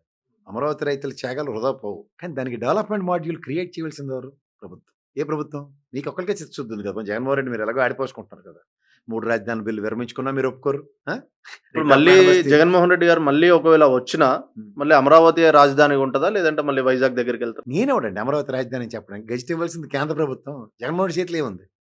జగన్మోహన్ రెడ్డి ఒపీనియన్ ఏంటి అసలు దానిపై? ఫ్లోర్ ఆఫ్ ద హౌస్ లో అమరావతి రాజధాని కింద ఒప్పుకున్న దాంట్లో జగన్మోహన్ రెడ్డి కూడా ఉన్నాడు. ఆ రోజు 30,000 ఎకరాలు ప్రభుత్వ భూమి ఉంటే ఒప్పుకుందాం అన్నాడు ఆయన. వీళ్ళు ప్రభుత్వం పక్కడే నుంచి ఎత్తుకొస్తుంటే ఆయనకి ఎందుకు తలకనొప్పి అంటారు. అది చెప్పింది మీరు వినట్లే. గుంటూరు మంగళగిరి పరిసర ప్రాంతాల్లో ఉన్న విజయవాడ పరిసర ప్రాంతంలో ఉన్న 30,000 ఎకరాలు సరిపోద్ది మనకి, అంత అక్కర్లేదు, లేకపోతే ఎంత అక్కర్లేదు ఎంత. ఇప్పుడు భోగాపురం ఎయిర్పోర్ట్కు నాకు 15,000 కావాలి, 20,000 కావాలి, 12,000 కావాలని చెప్పినప్పుడు 2,500 ఎకరాల భూ ఎక్విజిషన్ చేసింది జగన్మోహన్ రెడ్డి. ఎయిర్పోర్ట్ అయింది వాళ్ళ జగన్మోహన్ రెడ్డి అయ్యాళ్ళు. పని చేసేవాడు వేరు సార్, ఊరికే కారు కోతలు కోసేవాడు వేరు. కారు కోతలు ఉండవు, ఒకటే మాట ఉంటుంది. మాట ఏంటి? పని సామర్థ్యం కనిపిస్తుంది. అంటే ఎందుకు సార్ ఈ భూదాహం ఎందుకు ఎక్కువ ప్రతి రాజకీయ నాయకుల్లో కూడా చూస్తే? అంటే మోర్ ఓవర్ వీళ్ళ రిప్రజెంటేటివ్స్ కన్నా ఎక్కువ రియల్టర్ లాగానే ఉంటున్నారు. ఎందుకు ఈ భూదాహం అసలు? అదే కదా ఆయన have to do a class war అన్నాడు. క్లాస్ వార్ అంటే అర్థం ఏంటి? పెట్టుబడిదారి వ్యవస్థతో యుద్ధం మన ఎలక్షన్ అన్నాడు. ఇవాళ మీరు యుద్ధం చేయం మా క్యాపిటలిస్టులు ఇష్టం అన్నప్పుడు ఏం చేస్తాడు జగన్మోహన్ రెడ్డి? అంటే ఎమ్మెల్యేలు కూడా ఇప్పుడు వాళ్ళ దగ్గర ఉన్న ఎమ్మెల్యేలు కూడా చాలా మంది భూదాహంతో అక్కడ అమరావతిలో ల్యాండ్లు కూడా చాలా మందికి వైఎస్ఆర్సీపీ వాళ్ళకి కూడా ఉన్నాయి కదా. ఎవరికొన్నాయి? లీడర్లకు, వాళ్ళకు ఉన్న లీడర్లకు చుట్టుపక్కల చెప్పండి, నాకు ఉన్నారు లేదు చెప్తాను. ఆ టర్మ్ లో డిసైడ్ అయింది జగన్మోహన్ రెడ్డి గవర్నమెంటా తెలుగుదేశం గవర్నమెంటా? తెలుగుదేశం రాజధాని అది డిక్లేర్ చేయబోలో మడతెట్టేశారు. ఈ వైఎస్ఆర్సీపీ కొంత ఎంత ఉన్న వాళ్ళందరూ వాళ్ళ నూజివీడి బ్యాచ్ ఎత్తిపోతల పథకం అంటున్నాం. అక్కడ ఎత్తిపోయారు వాళ్ళందరూ. అంటే ఓవరాల్‌గా ఆంధ్రప్రదేశ్ పాలిటిక్స్ ఎలా ఉండబోతున్నాయి నెక్స్ట్ ఇలాగే 5 ఉంటాయి. ఇయర్స్ గాని? ఇలాగే ఉంటాయి. ఇంకేముంది దాంట్లో పెనుమార్పు ఏమి ఉండదు. ముఖ్యంగా ఈ 3 ఏళ్ళు బ్రహ్మాండమైన కాలక్షేపం ఉంటది. ఆ తర్వాత అంటే మళ్ళీ జగన్మోహన్ రెడ్డి గారు వచ్చే స్కోప్ కనిపిస్తుందా మనకు? కాలం నిర్ణయిస్తది. ఇంకా 3 ఏళ్ల తర్వాత ఇవాళ నన్ను పిలిచి భోజనం అంటే పెట్టమంటే మీరన్న ప్రకారం ఈయన ఏం చేయలేదంటే ప్రజలు కూడా ఏం చూస్తూ ఊరుకోరు కదా! ఏమి చేయడం తెలిసే మీరు చెప్పినట్టు 4 సార్లు ఇచ్చారు కదా ఆయనకి. 4 సార్లు ఇచ్చారంటే మళ్ళీ నేనన్నట్టే ఏదో చేస్తేనే కదా! అది ఏటి చేశారని అడిగితే మీరు ఇప్పటిదాకా చెప్పలేదు. నేను జగన్మోహన్ రెడ్డి ఏటి చేశారో చెప్పమంటే 100 చెప్తాను నేను. అది కూడా చెప్పాను ఇప్పటిదాకా. నేను అంటుంది మీకు ప్రతిదీ కంపారిటివ్ పొలిటిక్స్‌లో పలానా వాళ్ళు చేసింది ఇది అని చెప్పి ఎలక్షన్‌కెళ్తే మీరు నేను శభాష్ అంటాం. నేను ఇదే చేస్తాను ఇంతకన్నా నేను చేయలేనని ఎళ్ళాడు. దానికి గెలుపు, ఓటమని మీరు పేరు పెడుతున్నారు. జగన్మోహన్ రెడ్డి మీరు ఒక ఉద్యోగస్తులు ఉన్నారు. అతనికి నెల నెల 50,000 జీతం పెంచుతారా? లేతే నీకు ఇవాళ నువ్వు జాయిన్ అవ్వరా 30,000కి నీకు ఒక 5 ఏళ్ళు 50,000 జీతం చేస్తాను. మన స్థితిగతులు ఇలా ఉన్నాయి. నేను అన్ని బోధపరుస్తాను. అది చేసాడు కదా! ఎలక్షన్ ముందు రూ. 1000 పెన్షన్ ఉండేదండి. 2 నెలల ముందు టక 2,000 పెంచేసాడు చంద్రబాబు నాయుడు గారు. భారం ఎవరికి పడుతది? ఖజానాకి పడుతదా? నాకు పడుతదా? ఖజానాకు. ఇప్పుడు చంద్రబాబు నాయుడు చెప్పినట్టు 4,000 చేస్తాను తల్లితోడు అంటే 3,000 ఆల్రెడీ చేసి కూర్చున్నాడు ఆయన. మిగిలినవన్నీ ఎగ్గొట్టేసి రూ. 1000 పెంచడం చాలా సులువు. 4,000 పెన్షన్. కానీ ఇదే జగన్మోహన్ రెడ్డి నవరత్నాల్లో పెన్షన్ అన్నది ఇస్తూ పెన్షన్ ఎలా ఇచ్చాడు? చంద్రబాబు నాయుడు గారు పెంచిన రూ. 1000 2 నెలలకు పెంచింది కలుపుతో దానికి 250 యాడ్ చేస్తూ 5 సంవత్సరాలు ఇంక్రిమెంట్ ఇచ్చినట్టు 3,000 చేశాడు. కష్టం విలువ తెలిసినోడు. అంత కాకపోతే తాడిపట్టకి ఎదిరిది అన్న బ్యాచ్‌కిను జగన్మోహన్ రెడ్డికి కంపారిజన్ ఏంటి? ఆ ఒక్కటి కాకుండా ఇంకొక 8 4,000 ఇంటికెళ్ళేలాగా నోట్లోకెళ్ళేలాగా ఇంటికెళ్ళి తీసుకొచ్చి ఇచ్చిండు. అంటే అట్లే చెప్తున్నట్టే లిక్కర్‌లో కూడా బ్లాక్ మనీ దందా చేశారని అంటుంటారు కదా! ఎలా? అంటే దానికి మొత్తం బ్లాక్‌లోనే తీసుకోవడం, ఆన్‌లైన్‌లో ఎక్కడ తీసుకోకపోవడం, cash Narendra Modi digital cash ఎలా చేస్తున్నాయి వాళ్ళ నుంచి క్యాష్ ట్రాన్సాక్షన్స్ లేవు. ఎక్కడ డబ్బులు వాడకూడదని ఏమైనా గజెట్ ఇచ్చాడా? లేదు గాని వైన్స్‌లలో ఎక్కడ కూడా 5 ఇయర్స్‌లో జగన్మోహన్ రెడ్డి గారి పీరియడ్‌లో ఎక్కడ జరగలేదు కదా! మన బెంగుళూరులో మేము ఫోన్‌పేలు, గూగుల్ పే తీసుకొని నిరసన తెలియజేసి ఇప్పుడు తీసుకోవట్లేదు తెలుసా మీకు? తెలుసు ఐడియా. యాహ్! ఇప్పుడు ఈ కాంగ్రెస్ గవర్నమెంట్ అంతా ఫ్రాడా? మొత్తం అంతా నల్లధనమేనా? నోట్లు రద్దన్నారండి. అది 2000 వేరు. నోట్లు ఇది కరెంట్ అకౌంట్. అక్కడున్న సేవింగ్స్ అకౌంట్‌లో చిన్న చిన్న వెండర్స్ కాబట్టి వాళ్ళు తీసుకున్నారు. ఆహా! మరి చిన్న చిన్న వెండర్‌లకి జీఎస్టీలేసి బాధేస్తుంటే 5,00,000 టర్నోవర్ దాటిపోయిందని చెప్పి జీఎస్టీలు బాదుతుంటే అప్పుడు చిన్న వైన్స్‌లు చిన్న వేరు కదా సార్! వైన్స్‌లు అనేదే అవునండి. వేరు కదా! ఇక్కడ ఇది తేల్చి అప్పుడు వైన్స్ దగ్గరికెళ్దాం. వైన్స్‌లో వ్యాపారం చేస్తుంది ఎవరండి? మీకు అర్థమయ్యే భాషలో చెప్తాను. ప్రభుత్వం చేసిందా? నేను చేశానా? స్పిరిట్ ఎక్కడ కొంటుంది? బ్రెవరేజ్ కార్పొరేషన్స్, బ్రెవరేజెస్ యూనిట్స్ నుంచి కొంటది. అవును. ప్రభుత్వం డబ్బులు డీడీ రూపంలో ఇచ్చిందా? క్యాష్ తీసుకెళ్ళి ఇచ్చిందా? డీడీ. కదా! స్పిరిట్‌తో తయారు చేయవలసిన లిక్కర్ కంటెంట్స్ అబ్కారీ వ్యవస్థ పర్యవేక్షణలోనే దాంట్లో ఎక్కువ ఇంజెక్ట్ చేశారా? తక్కువ ఇంజెక్ట్ చేశారా? ఆ పనికిమాలిన డిపార్ట్‌మెంటే కదా మనకి తేల్చి చెప్పవలసిందే. ఏ రోజున కంప్లెయింట్ ఇచ్చిందా అబ్కారీ వ్యవస్థ? లేదు. ఏదో పవన్ కళ్యాణ్ చెప్పిన పెట్టకథలు కాదు. నిజం వాస్తవాలు. కల్తీ లిక్కర్ తాగి చనిపోయిన ఒక్క పేపర్ నోటీస్ చూడండి. ఈ తపాలా పేపర్‌లు ఏమైనా రాసాయా? ఆ కిరసనాయిలు అమ్ముకున్నోడు గాని, పచ్చళ్ళోడు గాని రాసారా? లేదు. ఎందుకు రాయలేపోయారు? కల్తీ లిక్కర్ కదా మీకు. మూడోది సే ఫర్ ఇన్స్టెంట్ ఒక షాప్‌లో స్టాక్ తీసుకొస్తారు మీరు. స్టాక్ ఎంత కావాలో అమ్మగలిగేంత స్టాక్ తీసుకొస్తారా? అమ్మకానికన్నా ఎక్కువ తీసుకొస్తారా? అమ్మగలిగేంత. అంటే దానికి తీసుకొస్తారు. ఉంటది. ట్రాక్ అంటే రికార్డ్ అయితే. అమ్మగలిగే స్టాకు మీద ప్రాఫిట్ యేసుకునే కదా మీరు అమ్ముతారు. అవును. ప్రాఫిట్ కూడా ఎంఆర్‌పీ ప్రకారం అమ్మాలి. ఎంఆర్‌పీ మీద ప్రాఫిట్ యేసుకునే కదా అమ్ముతారు. లేదంటే కమిషన్ మీకు గవర్నమెంట్ ఇవ్వాలి. అవును. లిక్కర్ షాపులన్నీ ప్రభుత్వం నడిపిందా? ప్రైవేట్ వాడు నడిపాడా? ప్రభుత్వం నడిపింది. కదా! అవును. ప్రభుత్వం అమ్మిన దగ్గర ఎక్సెస్ రేట్ ఎలా అమ్ముతది? దాని మీద ఉన్న ప్రింటెడ్ రేట్ అమ్మాలి కదా! రేషన్ షాప్‌కి వెళ్దాం మనిద్దరం. జనతా వస్త్రాలు అమ్మే అంటే ఇప్పటికీ సిండికేటే బెల్ షాప్‌లలో రూ. 10, మీరు రూ. ఇప్పుడుది 15 మాట్లాడకండి. అమ్ముతారు. గతంది మాట్లాడతాం. మీరు అడిగిన ప్రశ్న గతంది. ఇప్పుడు ఈ ఎదవలు చేసేది కేజీల్లో చెప్తాను నేను. ఇప్పుడు ఇది తీసుకొచ్చినప్పుడు ప్రభుత్వం కొన్నది ఎంత రూ. 10 రూ. 2 ప్రాఫిట్ వేసి రూ. 12కి ప్రజలకు అమ్మింది. రూ. 10 ఎక్కడి నుంచి పోతుంది? ఎక్స్‌చక్కర్ నుంచి పోతుంది. అవును. రూ. 12 తిరిగి రావాల్సింది ఎక్స్‌చక్కర్‌కే కదా! ఇందులో అన్యాక్రాంతం ఏంది ఇది? రూ. 2 రూ. 10 పెట్టిన పెట్టుబడి ఏది లిక్కర్ బ్రెవరేజ్ యూనిట్స్ నుంచి కొన్నది రూ. 10 అయితే రూ. 12కి అమ్మింది రూ. 12 ఎక్స్‌చక్కర్‌కి వస్తే రూ. 10 రేటిఫై రూ. 2 ప్రాఫిట్‌తోనే కదా! అదే నేను ఇంత మీరు ఇప్పుడు ట్రాన్స్‌పరెంట్‌గా ఉన్నప్పుడు ఓన్లీ క్యాష్ రూపంలో తీసుకోవాల్సిన అవసరం ఏముంది? ఇప్పుడు డబ్బులు ఏ రూపాయి అవుతాయండి? ఏ రాయి అయితే పళ్ళు ఊడగొట్టుకోవడానికి? అంటే అక్కడే కదా ఏదో సరే. మీరన్న మాట వెళ్దాం. మీదో డెబిట్ కార్డ్, క్రెడిట్ కార్డ్ 2 ఉన్నాయి కదా! హ్మ్. నేను డెబిట్ కార్డ్‌తో కొంటాను. మీరు క్రెడిట్ కార్డ్‌తో కొంటాను. 2% బాతున్నాడా లేదా? అవును. అవును. అవునండి. మెల్లిగా చెప్తారండి. గట్టిగా అదంటే అది ఏదో నా ఇష్టం గదా! అప్పుడు. ఆగండి. నేను 2% తీసుకుంటే అది నా ఇష్టం. నేను పెట్టాలనుకుంటే పెడతా. లేదంటే లేదు గదా! ఇప్పుడు డెబిట్, క్రెడిట్ కార్డ్ కాకుండా 2% ఎందుకని ఏటీఎంలో డ్రా చేసి కొంటారా? కొనరా మీరు? అదే ఎందుకు అది. అలా అది కొంటారు? నా ఇష్టం. కానీ నేను డెబిట్‌తోనే కొనాలన్నప్పుడు గూడా అక్కడ వెసులుబాటు లేదు కదా! అనేది నా పాయింట్. ఆహా! వెసులుబాటు నాకు పక్క తీద్దాం. వెసులుబాటుకి నేను ఆన్సర్ ఇస్తాను. నేను ఇది అడిగిన దానికి చెప్పండి. ఆల్రెడీ ఎగ్జిస్టింగ్ రేట్‌కి 2% బాధకుండా కాపాడింది ఎవరు? జగన్మోహన్ రెడ్డేనా? డెబిట్, క్రెడిట్ కార్డ్‌లకి. ఓకే. పాయింట్ 1. ఇప్పుడు మీరన్నట్టు జగన్మోహన్ రెడ్డి ప్రైమరీ మోటివ్ ఏంటండి లిక్కర్ మీద? నియంత్రిస్తాం. మద్య నిషేధం అనుకున్నాడు. అవును. కానీ మనకి రాష్ట్ర ఆదాయ వనరులు 5 ఒకటేంటి అబ్కారీ వ్యవస్థ నుంచి అంటే లిక్కర్ నుంచి, పెట్రోలియం ప్రొడక్ట్స్, గ్యాస్, మూడోది మున్సిపల్ టాక్సెస్, నాలుగోది ఆర్టీఏ వ్యవస్థ, ఐదోది స్టాంప్స్ అండ్ రిజిస్ట్రేషన్. ఇవి కాకుండా ఎక్కడైనా ఆదాయ వనరు ఉందా? మిగిలినవన్నీ జీఎస్టీ పరివే కదా! అవును. ఇప్పుడు ఏమైనా తెలుగుదేశం ప్రభుత్వం ఏమైనా అచ్చని పచ్చపూస అమరావతిలో ల్యాండ్లు తప్ప మిగిలిన రాష్ట్రం అంతా registration charges, stamps and duties పెంచేశారు. లెక్కర్ రేట్లు ఏమున్నాయో మీకు తెలుసో తెలీదో కంపేర్ చేద్దాం. మూడోది పెట్రోల్ రేట్లు మొత్తం భారతదేశంలో ఆంధ్రప్రదేశ్లో ఉన్న రేట్లు ఇంకెక్కడ లేవు. ఆర్టీ వ్యవస్థ రిజిస్ట్రేషన్లు అన్ని పెంచారు కదా. రేపు పొద్దున బంపర్ ఆఫర్ అని తెలుసా మీకు? జిఎస్టీ ఇప్పుడు 28% నుంచి 18% చేశారు వెహికల్స్ అన్నిటి మీద తెలుసా? అవును. 10% ఏపీ స్టేట్ సెస్ బాధపోతుంది వెహికల్స్ పైన. ఎస్, ఇది వాళ్ళ స్ట్రాటజీ. సో ఇప్పుడు మనం మాట్లాడదాం. మద్యపానం నిషేధిద్దాం అన్నప్పుడు ఏటీఎంలో నరేంద్ర మోడీ ఎలాగో డబ్బులు ఉంచట్లే కదా, ఉంచుతున్నాడా ఉంచట్లేదా? ఉంటున్నాయి, ఉండే చోటు ఉంటున్నాయి, లేని చోటు లేదు. అది ఆర్బీఐ చూస్తుంది, నరేంద్ర మోడీతో ఏం సంబంధం లేదు. ప్రైవేట్ చేసింది, బ్యాంకులు సింక్ చేసింది ఆయనే కదండి. అవును. ఆర్థిక శాఖ మంత్రి, ప్రధానమంత్రి గారు డిజిటల్ పేమెంట్స్ ఉండాలని ఆయన చెప్పిన దాంట్లో మనం ఏమి తప్పు పట్టాల్సిన పని మీరేం లేదు కదా. తప్పట, నేను ఖచ్చితంగా తప్పు పడతా. ఉమ్. డిజిటల్ ట్రాన్సాక్షన్స్ లో ట్రాన్స్పరసీ ఉందంటే నేను మాడదాం అందవా. ఈ కర్ణాటక వాళ్ళు చేతులు ఎత్తేసినప్పుడు ఎందుకు అప్పుడు బుల్డోస్ చేసి యాస్ పెట్టండి అని ఎందుకు చెప్పట్లే? ఇవి 1-2 సంఘటనలు జరుగుతూనే ఉంటాయి కదా. Entire Bengaluru, entire Karnataka. దాన్ని మారుస్తూ ఉంటారు వాళ్ళు. ఫోన్ పే చేయనగానే ఆయన డిజిటల్ పేమెంట్స్ నే సపోర్ట్ చేస్తూ ఉంటారు, సపోర్ట్ చేయాలి కూడా. మీరు సపోర్ట్ చేయండి, ఏం పర్లేదు. జేబులకు చిల్లు పడినా మీరు మీ అంత మోతుబర్లు ఆంధ్రప్రదేశ్ ప్రజలు కాదు. ఇప్పుడు మనం మాడదాం. ఏటీఎంలో డబ్బులు లేవు, డెబిట్ కార్డు, క్రెడిట్ కార్డులు అక్కడ వాడనివ్వరు, పేటిఎం, పే ఏవి కూడా లేవు. అది వాళ్ళు ఎక్కడ తాకుండా ఆగినట్టు. అప్పు చేసేనా తాగుతారు కదా, లిక్కర్ తాగాలనుకున్నాడు. చేయాలన్నా క్యాష్ ఇవ్వాలి కదా, పక్కోడు కూడా ఏటీఎం నుంచి డ్రా చేసేవారు కదా, వాడికి నియంత్రణే కదా. అంటే తాగేటోడికి అంత ఆలోచించి అది లేకపోతే తాగడనేది అయితే నేను వాస్తవం ఇంకేం చేస్తే అనుకోవట్లేదు. వెళ్ళిపోయి చెంబు మొత్తం తీసుకెళ్లి వాడు ఇంకా 10కి ఇంకో 10 పైన తాగుదామనే వస్తాడు కదా. అదే డబ్బులు ఏమంటున్నాను, డబ్బులు పోయినట్టు card, debit card, credit card, ఇంకోటి ఏదో అది అక్కడ తీసి లోపల లేదు కదా మిషన్, మీరే చెప్తున్నారు కదా. అప్పుడు డబ్బులు తెచ్చుకొని తాగుతాడు. డబ్బులు ఏమంటున్నాను, ఏటీఎంలో లేవు. ఏటీఎంలో ఎందుకు లేవండి? ఏటీఎంలో చాలా చోట్ల డబ్బులు ఉన్నాయి. లేదంటే ఇంకోటికి ట్రాన్స్ఫర్ కొడితే డబ్బులు ఇస్తాడు. క్యాష్ అందరూ జరగట్లేదా? చిన్న చిన్న వ్యాపారాలన్నీ క్యాష్ తో జరుగుతూనే ఉన్నాయి కదా. అన్ని మీరే ఒప్పుకుంటున్నారు. ఉమ్. ఒక క్యాష్ ట్రాన్సాక్షన్స్ లేవని చెప్తున్న దానికి నేను చెప్తున్నాను, ఉన్నాయి కదా, మీరే ఒప్పుకుంటారు. End of the day. Cash transaction కాదు, ఆన్లైన్ ట్రాన్సాక్షన్స్ ఎందుకు పెట్టలేదు అనేది నా ఎందుకు పాయింట్. పెట్టాలన్నది కూడా నా point. Is there any mandate? Mandate ఉంది కదండి. ఇప్పుడు మీరు ఆన్లైన్ 100 రూపాయల అవుతాయి. నోట్ జేబులో తీయలేదు, మీ దగ్గర ఉన్న 500 నోట్ కానీ I promise to pay back అని ఉంటుంది. దాన్ని చూడండి, అవును. ఈక్వల్ టు అని. నాకు నోటు మీద నమ్మకం లేదు, నేను ఆర్బీఐ దగ్గరికి వెళ్తాను, నేను నోటు నమ్మనని. అలాగే ప్రజలకు నమ్మకం, జగన్మోహన్ రెడ్డికి నమ్మకం లేకపోవచ్చు. వాట్స్ రాంగ్ అని. అంటే ఒక ముఖ్యమంత్రికి కూడా ఆర్బీఐ పైన గానీ కేంద్ర ప్రభుత్వం తీసుకొచ్చిన పాలసీల పైన నమ్మకం లేదా? ఎందుకు లేదు, ఎందుకు ఉంటుంది? లేకనే కదా ఉండాలి. చేసింది. గతంలో ఆయన కోడికత్తి ఉదంతంలో నాకు పోలీస్ వ్యవస్థ మీద నమ్మకం లేదన్నాడు, హైదరాబాద్ వచ్చాడు. Can he believe? System corrupted system ఉన్నప్పుడు కొన్నిటి మీద నమ్మకం ఉండదు ఆయనకి. ఏం చేయాలి? Can you change him? లేదు, బట్ పాలసీ వైజ్ ఉన్నప్పుడు మాత్రం పాలసీ అండి? Is there any mandate? Yes, ఇవాళ నుంచి digital transaction, no liquid cash transactions అని చెప్పనండి కేంద్ర ప్రభుత్వం. అప్పుడు జగన్మోహన్ రెడ్డి ఇంప్లిమెంట్ చేయకపోతే మీరు నేను మాడదాం. మన ఇద్దరం రత్నదీప్కి వెళ్దాం. మీకు కావాల్సిన సామాన్లు మీరు కొనండి, నాకు కావాల్సిన సామాన్లు నేను కొంటాను. క్యాష్ ఇచ్చుకుంటాను, మీరు కార్డు ఇచ్చుకోనండి. ఇంకో 2 రూపాయలు బాధతాడు, బాధించుకోండి. నేను బాధించుకోను, నాకే. నన్ను ఏమైనా రెస్ట్రిక్ట్ చేస్తారా ప్రసాద్?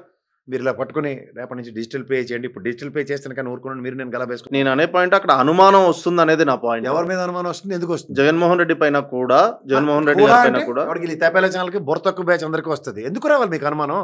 అంటే సడన్ గా ఓన్లీ క్యాష్ పెట్టినప్పుడు మార్కెట్ లో క్యాష్ ట్రాన్సాక్షన్స్ లేవు అన్నప్పుడు మీరు అనుమానించండి, నేను కాదను. మార్కెట్ లో ప్యారల్ గా క్యాష్ ట్రాన్సాక్షన్స్ ఎలా అవుతున్నప్పుడు హౌ ద హెల్? ఓకే, ఆ విషయంలో ఆయన చేసింది రైట్ అనే అంటారు. 200% రేట్. పవన్ కళ్యాణ్ గారి పైన అంటే వారు తీసుకున్న సిద్ధాంతం పైన, పాలిటిక్స్ పైన మీ అభిప్రాయం? సిద్ధాంతం అంటే ఏంటి? పార్టీకి ఒక స్టాండ్ ఉంటుంది. అవును. స్టాండ్ ఏంటి మీరు చెప్పండి, చెప్తే నేను ఇప్పటిదాకా నేను ఇన్నాళ్ళు బట్టి కొత్తగావాలో సిదియోలో ఎదురు చూస్తున్నాను. సిద్ధాంతం అంటే ఏంటి? ప్రశ్నిస్తా, ఏ సమాజంలో ఎలాంటి తప్పులు జరిగినా కూడా ప్రశ్నిస్తా అని వచ్చారు కదా. సరే మళ్ళం అనమాట. అలా ఎమ్మెల్యే గారి పిఏ, మినిస్టర్ గారి పిఏ ఒక ఆడపిల్లని కలిగితే ఆడపిల్ల మీద ఎంక్వైరీ జరుగుతుంది. ముచ్చిమరిలో ఒక ఆడపిల్ల చచ్చిపోయింది. అలాగే అనంతపూర్లో ఒక అభంశుభం తెలియని పిల్లకి తెలుగుదేశం వాళ్ళు 13 మంది కలిపి మానభంగం చేశారు. మానడైన వెంటనే కడపలో ఒక ఆడపిల్ల చనిపోయింది. ప్రశ్నించగలం కదా, ఎందుకు ప్రశ్నించలేకపోతున్నాడు? అంటే పోలీస్ వ్యవస్థకి ఆయన చెప్పడం జరిగింది, పోలీస్ ఈయన వ్యవస్థ చెప్పడానికి. చూసుకుంటూనే ఉంది. ఈయన పంచాయతీరాజ్ శాఖ మంత్రి, హోంశాఖ మంత్రి. అంటే వాళ్ళకి సంబంధించిన ముఖ్యమంత్రి అలయన్స్ లో ఉన్నప్పుడు వాళ్ళ డిస్కషన్ లో చెప్పుంటారు కదా క్లియర్ గా. బయట ఎందుకు చెప్తున్నాడు? క్యాబినెట్ లో కూడా చెప్పే ఉంటారు, బయట ప్రజలకు తెలియాలని చెప్తారు కదా. నాకెందుకు పార్సాద్ గారు ఏమైనా చెప్పారు బయటికి? ఐఎన్పిఆర్ మినిస్టర్ పవన్ కళ్యాణ్ ఈ విషయాలని చెప్పాడండి, దీని మీద క్షుణ్ణంగా పరిశీలించి ముఖ్యమంత్రి గారి స్టాండ్ అంటే తీసుకున్నారు. కొన్ని విషయాలు అన్ని చెప్పాల్సిన పని ఉండదు బయటకి. ఇది ప్రజాస్వామ్యం, ట్రాన్స్పరసీ లేకుండా గోప్యంగా ఎందుకు ఉంచుతున్నారు? అంటే చట్టం తన పని తను చేసుకునేటప్పుడు చెప్పాల్సిన పని ఉండదు కదా. ప్రతిదీ చేస్తుందా? చేస్తూనే ఉండొచ్చు, బ్యాక్ ఎండ్ లో మనకు చేస్తుండొచ్చు. అయితే గీత అయితే ఇప్పుడు ఎవరు అసలు విషయం అవుతుందా? నేను ఇన్ని ఉదంతాలు చెప్పాను ఇక్కడ. ఇందులో ఏదైనా పోలీస్ వ్యవస్థ ట్రాన్స్పరెంట్ గా మా సజ్జనార్ గారు వాళ్ళందరినీ పెట్ల కాల్చినట్టు కాల్చేస్తే ఐ యాక్సెప్ట్. అంటే అది చట్టాన్ని మన చేతిలోకి తీసుకోవడం కదా. వాడు తప్పు చేసిండా లేదా తెలియని కోర్టులో ప్రాపర్ గా అది ప్రూవ్ కాంది ఎట్లా చంపేయడం, అది తప్పే కదా. అది శభాష్. సజ్జనార్ గారు చేసినప్పుడు రాజశేఖర రెడ్డి గారి గవర్నెన్స్ లోను, కేసీఆర్ గారి గవర్నెన్స్ లో అది కూడా తప్పే. ఆ కేసు ఇప్పటికీ, దిశా కేసు కానీ ఈ కేసు కానీ ఇప్పటికీ ఆయన మీద ఎంక్వైరీ నడుస్తూనే ఉంది కదా. పీపుల్స్ యాక్సెప్టెన్స్, అంటే ప్రతిసారి పీపుల్ యాక్సెప్టెన్సే కాదు పీపుల్ కదా. యాక్సెప్టెన్స్ ఉందా లేదా? అట్లంటే పీపుల్ యాక్సెప్టెన్స్ లో రాజా రామ్మోహన్ రాయ్ని కూడా కొట్టాలన్నారు మంచితనం చేసినప్పుడు, కానీ ప్రతిసారి పీపుల్ యాక్సెప్టెన్స్ ఉండదు కదా. దెబ్బలు తిన్నారు కదా వాళ్ళు. కానీ ఇవాళ మీరు నేను రాజరామోహన్ రావు గారిని స్మరించుకుంటున్నాను. నేను ఇవాళ కూడా సజ్జనార్ గారిని, కేసీఆర్ గారిని, రాజశేఖర రెడ్డి గారిని స్మరించుకోవడానికి కారణం ఏంటి? సమాజంలో ఒక కోతి పని చేసిన వాడికి, పనికిమాలిన పని చేసిన వాడికి పోలీస్ వ్యవస్థ ఈ విధంగా ఇప్పుడు రోడ్డు మీద చితగ్గొట్టుకుంటూ తీసుకెళ్తున్నారు. ఎవరైనా యాక్సెప్ట్ చేస్తారా? రోడ్డు మీద ఎలా నడిపించి తీసుకెళ్తున్నారు? ఫ్లెక్సీల విషయంలో ఏలూరులో తీసుకెళ్ళిన ఉదంతం చూసారా? దానికన్నా ముందు ఎస్సీ ఎస్టీ పిల్లల్ని ఇదేంటిది గంజాయి కేసు అని చెప్పి ముమ్మాటికి తప్పే అది. మరి ఒకరికైతే ఒక యాడ్ స్టిక్, ఇంకోరికి ఒక యాడ్ స్టిక్ ఉండదు కదా. అవును. వ్యవస్థకి ఒక డిస్క్రిప్షన్ ఉంటుంది, పోలీస్ వ్యవస్థకి ముఖ్యం. అంటే యాజ్ ఏ అనలిస్ట్ గా అసలు పవన్ కళ్యాణ్ గారి పొలిటికల్ ఐడియాలజీని మీరు ఏ విధంగా చూస్తారు? అసలు ఐడియాలజీ ఉంటే దాని మీద ఎవడైనా విశ్లేషిస్తారు. ఐడియాలజీ లేనోడితే ఏం చెప్పాలి? అంటే ఆయన రోజుకొక సనాతన మాట. ధర్మం గురించి కానీ లేదంటే సార్ మీరు కన్వర్టెడ్ క్రిస్టియన్స్ గురించి విని ఉంటారు, కన్వర్టెడ్ హిందూస్ గురించి చూసారా? ఇది లేటెస్ట్ గా తెలుగుదేశం చంద్రబాబు నాయుడు గారు వాళ్ళను, పవన్ కళ్యాణ్ గారు వీళ్ళందరూ కన్వర్టెడ్ హిందూస్. అంటే ఏంటండి కన్వర్టెడ్ అంటే హిందూస్ అంటే? నేను మీరు పుట్టుకతోనే హిందువులం కదా సార్. మనకి సనాతన ధర్మం లేకపోతే మనకు పద్ధతి పాడు మనకి ఏటో చిన్నప్పటి నుంచి ఉన్న ధర్మం వేరు. ఇప్పుడు అలా బీజేపీ వాళ్ళని కూడా నేను కన్వర్టెడ్ తెలుగు హిందూస్ అని అంటాం. ఎందుకంటే వీళ్ళకి అయోధ్యలో రాముడు కట్టిన దగ్గర నుంచి వీళ్ళకి జయ శ్రీరాములు, రాముడే దేవుడు ఇలాంటివన్నీ వీళ్ళకి కొత్త జ్ఞాపకం వచ్చాయి. మీకు నాకు బీచ్ చివరిని ప్రతి ఇంట్లో ఊర్లోనూ బీచ్ చివరికల్లా రామాలయం ఉంటుంది. మనకి నిత్యం మన ఇంట్లో దీపారాధనలో దేవుడికి దండం పెట్టుకుంటే మనం కార్యక్రమాలు ఏం చేయం. కానీ అడాప్టెడ్ హిందూయిజం తీసుకుని సడన్ గా సనాతన ధర్మం అని మాట్లాడే అసందర్భ పేలాపాలను పేలే పవన్ కళ్యాణ్ ఈ తెలుగుదేశం నిన్న చూడండి కాంట్రడిక్షన్. ఓ పక్కన పొత్తులో ఉన్న పవన్ కళ్యాణ్ ఆయన వివాహ వ్యవస్థ మీద అతనికి ఉన్న అవగాహన ఇవన్నీ చంద్రబాబు గారికి తెలియకుండానే విడాకులను ఉండవు సనాతన ధర్మంలో అని ప్రవచనాలు ఇస్తున్నాడు. ఏంటి నమ్మాలి మనం? ఇన్నాళ్ళు కన్వర్టెడ్ క్రిస్టియన్స్ గురించి విన్నాను కానీ ఫస్ట్ టైం ఈ 2024లో నాకు జ్ఞానోదయం ఏంటంటే కన్వర్టెడ్ హిందూస్ చూస్తున్నాం. ఓకే. అంటే కన్వర్టెడ్ హిందూస్ ఎందుకంటే రాముణ్ణి పూజించడం అనేది తప్పు కాదు కదా. నేను తప్పనే అంటలే, మనందరూ పూజిస్తున్న రాముడికి వీళ్ళకి విపరీతార్థాలు పెడుతుంటే విపరీతం అవడం చేస్తున్నాం మనందరం హిందువులు. వీళ్ళే విపరీతం ఐఎమ్ సనాతన అని ఇంగ్లీష్లో నాట్లో అరిచి పిచ్చెక్కిపోతున్నాం మనం ఏమైనా పవన్ కళ్యాణ్ లాగా. అంటే ఆయన ఒపీనియన్ ని చాలా స్ట్రాంగ్ గా చెప్పాడు కదా. దాంట్లో తప్పే స్ట్రాంగ్ గా చెప్పినట్టే, స్ట్రాంగ్ గా చెప్పడంలో తప్పే ఉంది. గట్టిగా అరిచి చెప్తే స్ట్రాంగ్ గా చెప్పినట్టు. అరిచి చెప్పినా తప్పేముంది అంటున్నా. అరిచి చెప్తే కాదు, అరిచి చెప్పక మునుపు ఆచరించి అరిస్తే తప్పులేదంట. ఆచరించకుండా అరిస్తే ఆచరించినోడికి ఫ్రస్ట్రేషన్ ఎక్కువ ఉంటుంది, ఆచరించేవాడు గమ్మున ఉంటాడు. అనంటారు కదంటారా మీరు ఆమె సనాతన హిందూ అని ఏ రోజున మీరు ఆఫీస్ బయటకు వచ్చి అరిచి చెప్పారా? అయితే మీ మటుకు మీరు శనివారం గుడికి వెళ్ళి దండం పెట్టుకుని మీ భార్య పిల్లలతో రోజు నా వే ఆఫ్ ఎక్స్ప్రెషన్ వేరుండొచ్చు, పవన్ కళ్యాణ్ గారి వే ఆఫ్ ఎక్స్ప్రెషన్ వేరుండొచ్చు. మన ఇద్దరు హిందువులే కదా సార్. అదే కదా నేను చెప్తుంది. ఆయన కన్వర్టెడ్ హిందూ అయ్యాడు కాబట్టి అలా అరిచి చెప్పాల్సి వస్తుంది. మనందరం ఒరిజినల్ హిందువులు కాబట్టి అరవాల్సిన అవసరం ఉండట్లే. అది మీకు చెప్తుంది తేడా. అంటే మరి ఇంత స్టార్డమ్ గానీ ఇంత ఫాలోయింగ్ గానీ ఆయనకి ఏ సిద్ధాంతం లేకుంటే ఎలా వస్తుందండి? స్టార్డమ్ అలా అన్నయ్య గారి వల్ల అలా ఏం కాదు కదా. ప్రతిసారి వాళ్ళ అన్నయ్య గారి వల్ల అంటే ఉదాహరణకి ఏ సినిమా అయింది 100 కోట్లు దాటిన సినిమా ఒకటి చెప్పండి నాకు. 100 కోట్లు అంటే దాటితేనే హీరో అని కాదు కదండి. పోనీ ఏ విధంగా హీరో ఒరిజినల్ సినిమా ఒకటి చెప్పండి. అయితే ఇప్పుడు పవన్ కళ్యాణ్ గారు ఒక రోడ్డు మీదకి వచ్చి ఉంటే 1000 మంది జనం వచ్చి నిలబడతారు. అది స్టార్డమ్, అది ఒక ఫ్యాన్ బేస్ లేకపోతే కాదు కదా. ప్రజాస్వామ్యం దేనికి ఉపయోగం? నేను అంటే అంత ఫేమస్ క్యాండిడేట్ దేనికి ఉపయోగం అంటాను. ఇప్పుడు నాకేం ఉపయోగం, మీకేం ఉపయోగం చెప్పండి. ఆయనకి జనాలు వచ్చారు, ట్రాఫిక్ జామ్, తిట్టుకోకుండా వెళ్తారా మీరు? నా వీధికి వచ్చి తగలాడు ఇదే లేదు. అంత ఫ్యాన్ బేస్ అన్నమాట. మీరు ఆఫీస్ నుంచి ఇంటికి వెళ్తారా అని ఫ్యాన్ బేస్ ఇక్కడికి వచ్చి మీ ఎన్టీఆర్ పార్క్ దగ్గర మొత్తం ట్రాఫిక్ జామ్. అంత తన్మయత్వం చూస్తారా? జింటికి ఇరిగలేరా బాబు ఏటి బాధ నాకని అనుకుంటారా? అనుకోరా? అనుకుంటాం. కానీ ఫ్యాన్ గా ఉంటే అలా అనుకుంటాం. 60-40% అనుకుందాం. 60% వాళ్ళ ఫ్యాన్సే, 40% ఇన్కన్వీనియన్స్ చేసిన వాళ్ళకి ఎవరికండి ఉపయోగం?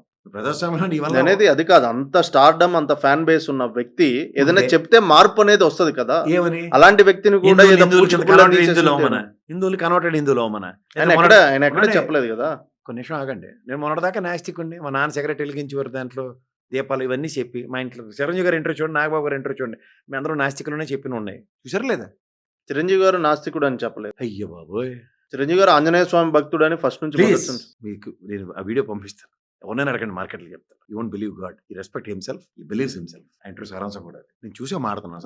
వాళ్ళ నాన్నగారు కాదు అని చెప్పాడు తప్ప చిరంజీవి గారు నేను ఫస్ట్ నుంచి ఆంజనేయ స్వామి ఆయన అయ్యప్ప స్వామి మాలేసుకోవడం కూడా చాలా సార్లే జరిగింది కదా సార్. ఇవన్నీ ఎవరు చేస్తారు? ఇప్పుడు నాస్తికత్వం నుంచి అస్తికత్వం తీసుకున్న నా దృష్టిలో కన్వర్ట్ అయినట్టే కదా హిందువుల కింద. ఎందుకంటే దేవుడిని నమ్మని వాళ్ళు ఇలాంటి వాళ్ళందరికీ ఏది సంబంధం ఉండదు. పుట్టుకతో హిందువు అవ్వచ్చు, అవన్నీ ఆచరించే వాళ్ళే కదా కన్వర్టెడ్ మొత్తుకుంటుందని. అదే అందేకల నుంచి సడన్ గా అడాప్ట్ చేసుకున్న వాళ్ళందరికీ యూనిటీ యాక్సెప్ట్. ఓకే. అంటే హిందూయిజం మీద లేదంటే హిందుత్వం మీద వాళ్ళకి ఎలాంటి నమ్మకం గానీ ఎలాంటి నమ్మకాలు అవగాహన, ప్రాథమిక అవగాహన ఉంటే కదా ఏదైనా మనం చేయొచ్చు, మాటొచ్చు. అంటే మరి ఆ విధంగా అనుకుంటే అసలు జగన్మోహన్ రెడ్డి గారికి హిందూ మతానికి అసలు సంబంధమే లేదు కదా. మరి నేను హిందూగా ఉండి క్రిస్టియన్ అవ్వచ్చు, క్రిస్టియన్గా ఉండి హిందూ అవ్వకూడదు కాన్స్టిట్యూషన్ ఉందా? ఏడేమైనా నాకైతే కాశీలో ఆయన ములిగింది వేసుకుని తెలుసు. అదేదో మా స్కూటర్ మెకానిక్స్ అన్నాడు వైజాగ్లో, ఆయన తీసుకెళ్ళి 4 దండలు అవన్నీ వేసాడు ఆయనకి. ఆయన కూడా ప్రసాదాలన్నీ ఈళ్ళు చెప్పిన అబద్ధాలు కాదు కదా! ఎంత పవిత్రంగా తినడం నేను చూశాను. అక్షింతలవన్నీ దులుపుకున్నాడు అన్నారు. తలపాగా చుట్టుకోక మునుపు ఆయన చుట్టుకుందని అక్షింతలు దులుపుకున్నారని చెప్పారు. ఆ అక్షింతలు దులుపుకునేది చంద్రబాబు గారి ఫుటేజ్‌లు ఉన్నాయి చూడండి కావాలంటే. అంటే మీ దృష్టిలో అసలు పొలిటికల్ ఐడియాలజీలో మతం రోల్ ఎంతవరకు ఉంటది? పుట్టుకతో వచ్చేది మతం అండి. ఎవడి మతం వాడు. ఏ మతంలో పుట్టాలి, కులంలో పుట్టేది ఎవరు ఆలోచించకూడదది. ఇవాళ రాజ్యాంగమే మనకి కాన్స్టిట్యూషన్ అమెండ్మెంట్‌తో 1975 అమెండ్మెంట్ లౌకిక దేశం అని చెప్పినప్పుడు, సెక్యులర్ స్టేట్ అన్నప్పుడు what capacity I am talking about it. Why the hell we need to talk అంటే అబౌట్ ఒక్క రిలిజియన్స్. కమ్యూనిటీనే అపీస్‌మెంట్ చేసుకుంటూ, మెజారిటీ ఉన్న కమ్యూనిటీని మాత్రం పక్కన పెట్టి సెక్యులరిజం, సెక్యులరిజం అనే ప్రిన్సిపల్స్ చెప్పడం అనేది అది క్లియర్‌గా చీటింగే గదా! మెజారిటీ కమ్యూనిటీని. ఎలాగా? ఏ ప్రాతిపదిక మీద అవుతుంది? అంటే వి ఆర్ ఆల్ మిగిలిన హిందూస్. అన్నిటికి ఇప్పుడు అలా కాదండి మీరు ఆ! We are all Hindus. Hmm. Christians ఉన్నారు, ముస్లిమ్స్ ఉన్నారు. మన వల్ల ఆళ్ళకేమవుతుంది, ఆళ్ళ వల్ల మనకేమవుతుంది? ఇప్పుడు మీ ఐఏఎస్ అకాడమీలో కుల మతాలకు అతీతంగా 10 మంది పిల్లలకి మీరు చెప్తూ ఉంటారు. అందులో క్యాస్ట్ ఏదైనా అవ్వచ్చు, రిలీజియన్ ఏదైనా అవ్వచ్చు. ఆ రిలీజియన్‌కి సంబంధం లేకుండా వాడికి ఫస్ట్ ర్యాంక్ వస్తే, అరే నీకు ఈ రిలీజియన్ వల్ల వచ్చిందంటే ఎంతవరకు రైట్ అండి? అవును. Why should we accept that? అంటే రిలీజియన్ అనేది మొత్తం ప్రతి ఒక్కరికి ఇండివిడ్యువల్‌గా అయిపోయింది కదా! అంటే సార్ నా ఇప్పుడు మతం నాది అనే ఫీలింగ్‌లోకొచ్చేసారు ఐ కదా! Can't change my mother in the same way I can't change my religion. Subject నేను ఇంట్రెస్ట్ చూపించి అవతల పక్క మారుతానంటేనే తప్ప. సో దాన్ని పుట్టుకతో వచ్చిన దానికి ఇప్పుడు దానికి ఆపాదించి నేను హిందువులు మనకి పర్సెంటేజ్ ఎక్కువ ఉన్నారు, ముస్లింలు తక్కువ ఉన్నారంటే ఇవాళ దేశంలో పార్టీషన్స్ అయిన తర్వాత బంగ్లాదేశ్‌కి ఎంతమంది వెళ్ళిపోయారు, పాకిస్తాన్‌కి ఎంతమంది వెళ్ళిపోయారు, నేపాల్‌కి ఎంతమంది వెళ్ళిపోయారు, ఇవన్నీ క్యాలిక్యులేషన్స్ తీయండి. అఖండ భారత్ అని చెప్తారు కదా! ఏ అవును. ప్రాంతాల వైస్‌గా ఇప్పుడు ఓల్డ్ సిటీలో ఎక్కువ ముస్లిం సామాజిక వర్గం ఉంటుంది. రాజశేఖర్ గారు ఉండట్లేదా? ఆయన గెలవట్లేదా? ఆయనకి అందరూ హిందువులే ఓట్లేస్తున్నారు అనుకుంటున్నారా? లేదా ఆయన మన ఎంఐఎం పార్టీ వైసీ గారు ఉన్నారు. ఎంపీ అయ్యారు. ఓన్లీ ముస్లిం ఓట్లతోని గెలిచినాడు ఆయన. ఎక్కడున్నాం సార్ మనం. ఎవరికీ లేనిది ఈళ్ళు ఆంధ్రప్రదేశ్‌లో ఈళ్ళు కొత్తగా జగన్మోహన్ రెడ్డి అనే ఒక క్యారెక్టర్‌ని ఎదుర్కోలేక అతన్ని కెసాలు చేయడానికి అన్ని రకాల అస్త్రాల్ని వాడుతున్నారు. అది ఎవడికి ఉపయోగం దాని అంటే కేవలం ఆయనను ఎదుర్కోవడానికే వీళ్ళు మతం అనే వీళ్ళందరూ దాన్ని హిందువులుగా ఎత్తుకున్నారా? ఉండి కూడా కన్వర్టెడ్ హిందూస్ అవుతున్నారు. అంటే ఓన్లీ వన్ నాకే అప్రాషన్ లేదు జగన్మోహన్ రెడ్డి చంద్రబాబు మీద. నాయుడు గారి మీద, పవన్ కళ్యాణ్ గారి మీద. They are happen to be a born Hindus. కానీ అనవసరమైన అడాప్టబిలిటీలు మాడుతుంటే చాలా చికాకుగా ఉంటుంది. Because they want to highlight their caste. మేము హిందువులు అని గర్వంగా చెప్పుకోవడానికి జగన్మోహన్ రెడ్డిని డౌన్ చేసి చేయడానికి. ఆయనే చెప్పాడు. నేను ఇంట్లో 4 గోడల మధ్యలో బైబిల్ చదవచ్చు. బయటకొస్తే నా దేశ సార్వభౌమత్వాన్ని పవన్ కళ్యాణ్ ఊగిపోసి చెప్తుంటాడు కదా సార్వభౌమత్వం గురించి. సార్వభౌమత్వం అంటే అది ఎవడి మతంకు వాడు సార్వభౌముడు. ఆ సార్వభౌముడిని నెత్తి మీద పెట్టుకొని నా మతాన్ని నేను గౌరవిస్తానంటాడు. అది కాపాడండి. దానికి చేత కాదు. ఎలక్షన్ ఇంజినీరింగ్‌కి హిందువులు ఎక్కువ పర్సెంటేజ్ ఉన్నారు కాబట్టి నేను కన్వర్ట్ అయ్యాను కాబట్టి నా మాట ఇనేస్తారన్న భ్రమల్లో ఆళ్ళుంటే కాలం నిర్ణయిస్తదండి. తెలంగాణ పాలిటిక్స్ పైన మీ అభిప్రాయం ఏంటి సార్? ఇప్పుడు రేవంత్ రెడ్డి గారు ఇప్పుడు ఇన్ని ఇయర్స్ నుంచి చేయడం ఇందులో 2 ఏం ½ లేదు. రేవంత్ రెడ్డి గారిది అక్కడ చంద్రబాబు గారి ఇద్దరిది టైమ్ పాస్ కార్యక్రమంలో నడుస్తుంది. పనికొచ్చిన ప్రాయోజిత కార్యక్రమాలు ఏం లేవు. అంటే వర్క్ అయితే జరుగుతుంది కదా! ఇప్పుడు ఏం వర్క్ జరుగుతుంది? హిల్ టు పీ అని ఇప్పుడు ఇక్కడ ఉన్న ప్రాసెస్ నోడ్ అంటే ప్రాజెక్ట్‌లకు సంబంధించి ఏవైతే ఇండస్ట్రీస్ ఉన్నాయో వాటిని ఇక్కడ నుంచి మార్చి పొల్యూషన్ తగ్గించడం గాని, హైడ్రా గాని ఇవన్నీ జరుగుతూనే ఉన్నాయి కదా! హైదరాబాద్ నష్టపోతుంది సామాన్య ప్రజల. అలా మురళీమోహన్‌కి నోటీసులు ఇచ్చారు. ఏమైనా ఎరగొట్టారా? అది రేవంత్ రెడ్డి గారి బ్రదర్ ఇల్లుకి నోటీసులు అంటే ఇచ్చారు. ఎరగొట్టారా? అవన్నీ చెప్తే మీరు చెప్పినవన్నీ నేను. ఇండస్ట్రీలు తరలిస్తారు. పిల్లలు మార్చినట్టు ఇటు నుంచి అటు, అటు నుంచి ఇటు. ఇండస్ట్రియల్ ఏరియాలో రెసిడెన్షియల్ ఏరియాకి పర్మిషన్స్ ఇచ్చింది ఎవరు? వాటి మీద ఏమైనా ప్రశ్నలు ఇస్తున్నారా? చెరువులు నల్లాలు ఆక్యుపై చేశారని చెప్పి కొట్టేస్తారు కదా హైడ్రాని తీసుకెళ్ళి. రెసిడెన్షియల్ ఏరియా కొట్టి చూడండి. ఇండస్ట్రీస్‌కి వేరే ల్యాండ్ ఇస్తాం, వేరే అలొకేషన్స్ ఇస్తాం. ఎందుకు సార్ ఇది? ఏం జరుగుతుంది? అంటే ఏంటి సార్ ఆ పాలిసీ పైన మీ అనాలిసిస్ ఏంటి? దేర్ ఇస్ నథింగ్ రాంగ్ అండి. ఇవాళ మీరు ఒక క్లియర్ కట్ గజెటో లేదంటే స్టాండర్డ్ పాలిసీ ఒకటి తీసుకురండి. We are declaring it is a medical. ఇప్పుడు మనకి అదేంటండి సిలికాన్ వ్యాలీ ఇంకోటేంటిది జీరామ్ మెడికల్ సంబంధించిన అన్ని యూనిట్స్ ఉన్నాయి. ఆ రేడియస్‌లో రెసిడెన్షియల్స్‌కి నాట్ అలౌడ్ అని ఒక గజెట్ ఇవ్వండి. Genome valley. Genome valley. అలాగే ఐటీ హబ్ ఉంది ఇక్కడ. ఇదంతా ఐటీకి సంబంధించింది. నో రెసిడెన్షియల్ ఏరియా అని. ఎన్ని ఉన్నాయి సార్ రెసిడెన్షియల్ టవర్స్ అందులో? ఆ! ఎవరు చేస్తారు ఇదంతా తప్పు? Whose policy it is? Standard ఇండస్ట్రియలైజేషన్‌కి ఒక పాలిసీ ఇవ్వండి సార్. ఏ ప్రభుత్వం మారినా మాకు అది ఫాలో అవ్వడానికి ఒక guidelines standard guidelines from respective central government నుంచి అలాంటి వాటికి మీరు వేదికలు క్రియేట్ చేయండి. అంతేగాని ఈ ప్రభుత్వం వచ్చింది ఇది అద్భుతం, ఆ ప్రభుత్వం వచ్చింది ఇది తక్కువ, ఎక్కువ. మాకెందుకు ఈ కంపారిజన్స్? యాహ్! ఏదో మీరంటే రైట్ పాయింట్‌లోకొచ్చారు సార్. అసలు ఏంటి అంటే ఇండస్ట్రియల్ ఏరియా మీరన్నట్టు ఐటీ హబ్ పక్కనే పెద్ద పెద్ద విల్లాస్ గాని, వెంచర్స్ గాని ఇవన్నీ రావడం జరిగింది. అంటే వాటి వల్ల వీటికొచ్చే నష్టం ఏంటి? దానివల్ల ఇంకా గ్రోతే అవుతది కదా మనకు. సార్ ఇప్పుడు ఐటీ సెగ్మెంట్ కోసం ఇచ్చిన ఏరియాలో మీరు రెసిడెన్షియల్ ఏరియాస్ ఇస్తున్నారు. రేపొద్దున ఐటీ హ్యూజ్ ఎక్స్‌పాన్షన్ వచ్చిందనుకోండి. మీరన్నట్టు రేవంత్ రెడ్డి గారిలాగా ఇంకో విలేజ్‌లు క్రియేట్ చేస్తారా? ఓకే. అదే రెసిడెన్షియల్ ఏరియా కాకుండా అది వదిలేసి ఉంటే it would have been come with another ఇది కదా! ఓకే. అలాగే జీనార్మ్ వ్యాలీ ఉంది. దాంట్లో ఈ మెడికల్ ఫర్టిలిటీకి సంబంధించినవన్నీ అక్కడే పెట్టండి. అయితే ఇక్కడ హార్డ్‌వేర్ హబ్ ఇచ్చారు శంషాబాద్‌లో. ఎన్నొచ్చాయి? ఎన్నున్నాయి చూద్దాం పదండి. వాళ్ళకి చాలా అంటే లిమిటెడ్ ఫింగర్ పైన ఇంకా హ్యూజ్ వాక్యూమ్ ఉంది. అవును. ఇప్పుడు ఎగ్జిస్టింగ్ ఎక్స్‌పాండెడ్ 200 కిలోమీటర్స్ దగ్గర రేడియస్‌లో ఉన్న గ్రేటర్ హైదరాబాద్‌లోనే ఇండస్ట్రియల్ జోన్స్ క్రియేట్ అయి ఉన్న దగ్గరే అంత వాస్ట్ ఎక్విప్డ్ ఐటీ సెగ్మెంట్ తప్ప ఇంకా అంత పరుగు అందుకుంది మహా అయితే మెడికల్ ఫర్టిలిటీకి సంబంధించిన ఇదేంటారు వాటిని ఏమంటారు ఫార్మాస్యూటికల్ కంపెనీస్ ఏవో తప్ప మిగిలిన సెక్టర్స్ ఏమంత ప్రాస్పెక్టివ్ గ్రోత్స్ కనబడ్డాయి మీకు చెప్పండి? మీరన్న పాయింట్ కరెక్ట్ అది. ఎందుకంటే నేను ఒక వైజాగ్ అబ్బాయిని నా కొలీగ్‌ని తీసుకొని నానక్రామ్‌గూడ సైడ్ నుంచి అలా వెళ్తున్నా ఫైనాన్షియల్ డిస్ట్రిక్ట్. అబ్బాయి సడెన్‌గా చూసి ఏంటి సార్ ఇది ఇక్కడే ఇంత ఖాళీ ఉంది. మా దగ్గరికి ఇంకెప్పుడు రావాలనే క్వెషన్ అడిగాడు. ఆబ్వియస్లీ ఇప్పుడు మీకు వెన్ దెర్ ఇస్ ఇప్పుడు మనం వైజాగ్ మీద మీరు అందుకు ఫోకస్ అవుతాం చెప్పండి. Certain things are there. At least ఎంత కాదన్నా ఒక ఎయిర్‌పోర్ట్ దగ్గర ఉంటుంది. నో. ఇప్పుడు అమరావతి, విజయవాడ ఎయిర్‌పోర్ట్. నేను కాంటాక్ట్ చేయట్లే. కానీ లాజిస్టిక్స్ అంటే మీలాంటి వాళ్ళు అంటే ఈ పొలిటికల్‌గా ఒక సైడ్ ఉండి మాట్లాడినట్టు దానికన్నా పాలిసీల మీద మాట్లాడితే ఇంకా అది రీచ్ అవుతది. ఎవడున్నాడండి సైడు? ఇప్పుడు వాస్తవం 5 ఏళ్ళు, 10 ఏళ్ళు మీరు చెప్పిన 4 టర్ములు ముఖ్యమంత్రి అని ఎలివేషన్స్ మీరు మాట్లాడుతుంటే అది కాదని చెప్పవలసిన బాధ్యత ఉందా లేదా? అప్పుడు మీరు నాకు జగన్మోహన్ రెడ్డి మెడలో నాకు పుచ్చులు తాడు కట్టేస్తే నేనేం చేయాలి? అంటే మీకు వైఎస్ఆర్‌సీపీకి ఎలాంటి సంబంధం లేదంటారా? ఏముంటది? అలా అయితే నేనేమన్నా ఎవడో మీలాంటి వాళ్ళనో ఇంకోడినో పట్టుకొని ఎళ్లి బాబు నాకు అధికార ప్రయత్నం ఇది లేతే ఇదని అని నేను అడిగేమన్నా లేకపోతే వైఎస్ఆర్‌సీపీ చుట్టూ తిరుగుతుంటే మీరు అన్నది కరెక్ట్. లేతే నేను వైఎస్ఆర్‌సీ ఇప్పుడు చాలామంది నాతో పాటు డిబేట్స్‌కి వస్తుంటారు. వైఎస్ఆర్‌సీపీ సింపథైజర్స్ కింద. వాళ్ళు అధికార ప్రతినిధులు కాదు. అలాంటి వాళ్ళు వచ్చి మాట్లాడుతున్నప్పుడు అక్కడ వేదికలో ఉన్నప్పుడు నేను మాట్లాడుతున్నప్పుడు వైఎస్ఆర్‌సీపీని ఎంచుకొని మాట్లాడడం నాకేమైనా పెద్ద వింత? అంటే మీరు ఫ్యూచర్‌లో గూడా ఎప్పుడు వైఎస్ఆర్‌సీపీ పార్టీతో ఎలాంటి సత్సంబంధాలు పెట్టుకోరా అంటే? సత్సంబంధాలు నాకు అన్నిటితోనే ఉన్నాయి. నాకు తెలుగుదేశంలో చాలా మంది పార్టీలో జాయిన్ అవ్వడం గాని, లేదంటే ఆ రిలేషన్‌షిప్ మెయింటైన్ చేయడం గాని. మంచి చేసినంత కాలం ఇప్పుడు జడ్జి శ్రవణ్ ఉన్నాడు. మనం గతంలో ఆయన ఏబిఎన్ టీవీ ఫైల్‌లో చూసి ఓహో! ఈ నేట్రా వన్ సైడ్ అనుకున్నాం. But by the time the government has formed he started giving his voice. ఇప్పుడు మనం నెక్స్ట్ జగన్మోహన్ టెన్యూరే అనుకుందాం. లేదా చంద్రబాబు గారి టెన్యూర్. ఇప్పుడు ఏం చేయక నెక్స్ట్ ఏమి చేయనప్పుడు ఇదే వాయిస్ కంటిన్యూ అవుతుంది. జగన్మోహన్ రెడ్డి వచ్చాడు. ఆ టెన్యూర్‌లో అంత చేసిన ఆయన ఇంకా ఈ విధంగా ముందుకెళ్ళడానికి ఒక ప్రాస్పెక్టివ్ మనకు ఫస్ట్ బడ్జెట్‌లో అలొకేషన్స్ ఇవన్నీ కనబడతాయి కదా! అప్పటి నుంచి మాట్లాడే విధానం మారుతుంది. అదే విధానం కంటిన్యూ అవుతుందనుకోండి. దానికి వాయిస్ పెరుగుతుంది. ఏది లేకుండా గుడ్డొచ్చి చేల్లో పడినట్టు వెళ్తానంటే అన్నిటితోనే అంటే అవుతుంది. ఎవరొచ్చినా మీరు ప్రజాపక్షమే అంటారు. ఎండ్ ఆఫ్ ద డే ఇప్పుడు నేను వైజాగ్ స్టీల్ ప్లాంట్ మీద ఫ్రమ్ ద డే 1 నుంచి నా వాయిస్ ఇప్పటికి కూడా ఒక చిన్నది కూడా తేడా జరగలేదు. నేను సాధారణంగా బడ్జెట్‌లు ఎక్కువ ఫాలో అవుతా సార్. బుక్స్ ఆఫ్ స్టాటిస్టిక్స్‌ని, రిజర్వ్ బ్యాంక్ డేటాలని ఫాలో అవుతూ ఉంటా. దీంట్లో ఏ స్టేట్‌కి ఎట్లా ఉంది? దాంతో కంపారిటివ్‌గా మన స్టేట్ ఎందుకు ఇట్లా చేయట్లేదు? ఈట్లి మీద నావి ఎక్కువ ఫోకస్ ఉంటాయి. దాంట్లో గత ప్రభుత్వాన్ని, ఈ ప్రభుత్వాన్ని లేకపోతే ఇప్పుడున్న ప్రభుత్వాన్ని ఎండగడుతున్నాం అంటే ఖచ్చితంగా ఆ స్టాటిస్టిక్స్ మీదే ఆధారపడి మాట్లాడతాం తప్ప ఏది పడితే అది మాట్లాడడానికి ఉండదు. ఇప్పుడు నేను ఫ్రమ్ ద డే 1 నుంచి చెప్తుంది ఏంటి? మన రాష్ట్ర ప్రభుత్వం అప్పు ఇంత కాదని చెప్తున్నా. ఆళ్ళ నిర్మలా సీతారామన్ కూడా పాపం ఫ్లోర్ ఆఫ్ ద హౌస్‌లో రఘురామకృష్ణరాజు అడిగిన ప్రశ్నకి 4,41,441 పెప్పే ఫిగర్ కూడా చెప్పింది. వీళ్ళు నమ్మకుండా అడ్డమైన దిక్కుమాల రాతలు రాస్తుంటారు తపాలా పేపర్‌లని. దానికి తగ్గట్టు ఆ పురంధేశ్వరమ్మ ఆ రోజు అధ్యక్షురాలు రూపంలో 10,00,00,000 అప్పు చదివితే, అంత చదువుకున్న ఆర్థిక బడ్జెట్‌లు పెట్టిన యనమల రామకృష్ణ గారు ఫ్లోర్ ఆఫ్ ద హౌస్‌లో 14,00,000 అని చెప్పి, చంద్రబాబు గారు 10,00,000 అని చెప్పి, గవర్నర్‌తో అబద్ధాలు చెప్పించి 10,00,000 అంటే పయ్యోళ్ళకేసి అదే బడ్జెట్ పెట్టి అవేవి కాదు ఈ ఫిగర్ రైట్ అని చెప్తే ఏది నమ్మాలండి ప్రజలు? ఇవన్నీ మాడితే బాధొస్తది. అదేంటే ఈనాడోడు రాసాడు లేకపోతే ఆంధ్రజ్యోతోడు రాసాడు కాబట్టి అదే బైబిల్ అంటే నేనెందుకు ఒప్పుకోవాలి? Why the hell I need to accept it? అది కాంట్రడిక్షన్ వస్తుంది మార్కెట్‌లో. సో మీరు ఇలానే మంచి డేటాతోనే ఇంకా పూర్తి స్థాయి అనాలిసిస్ చేయాలని కోరుకుంటున్నాను sir. Thank you very much.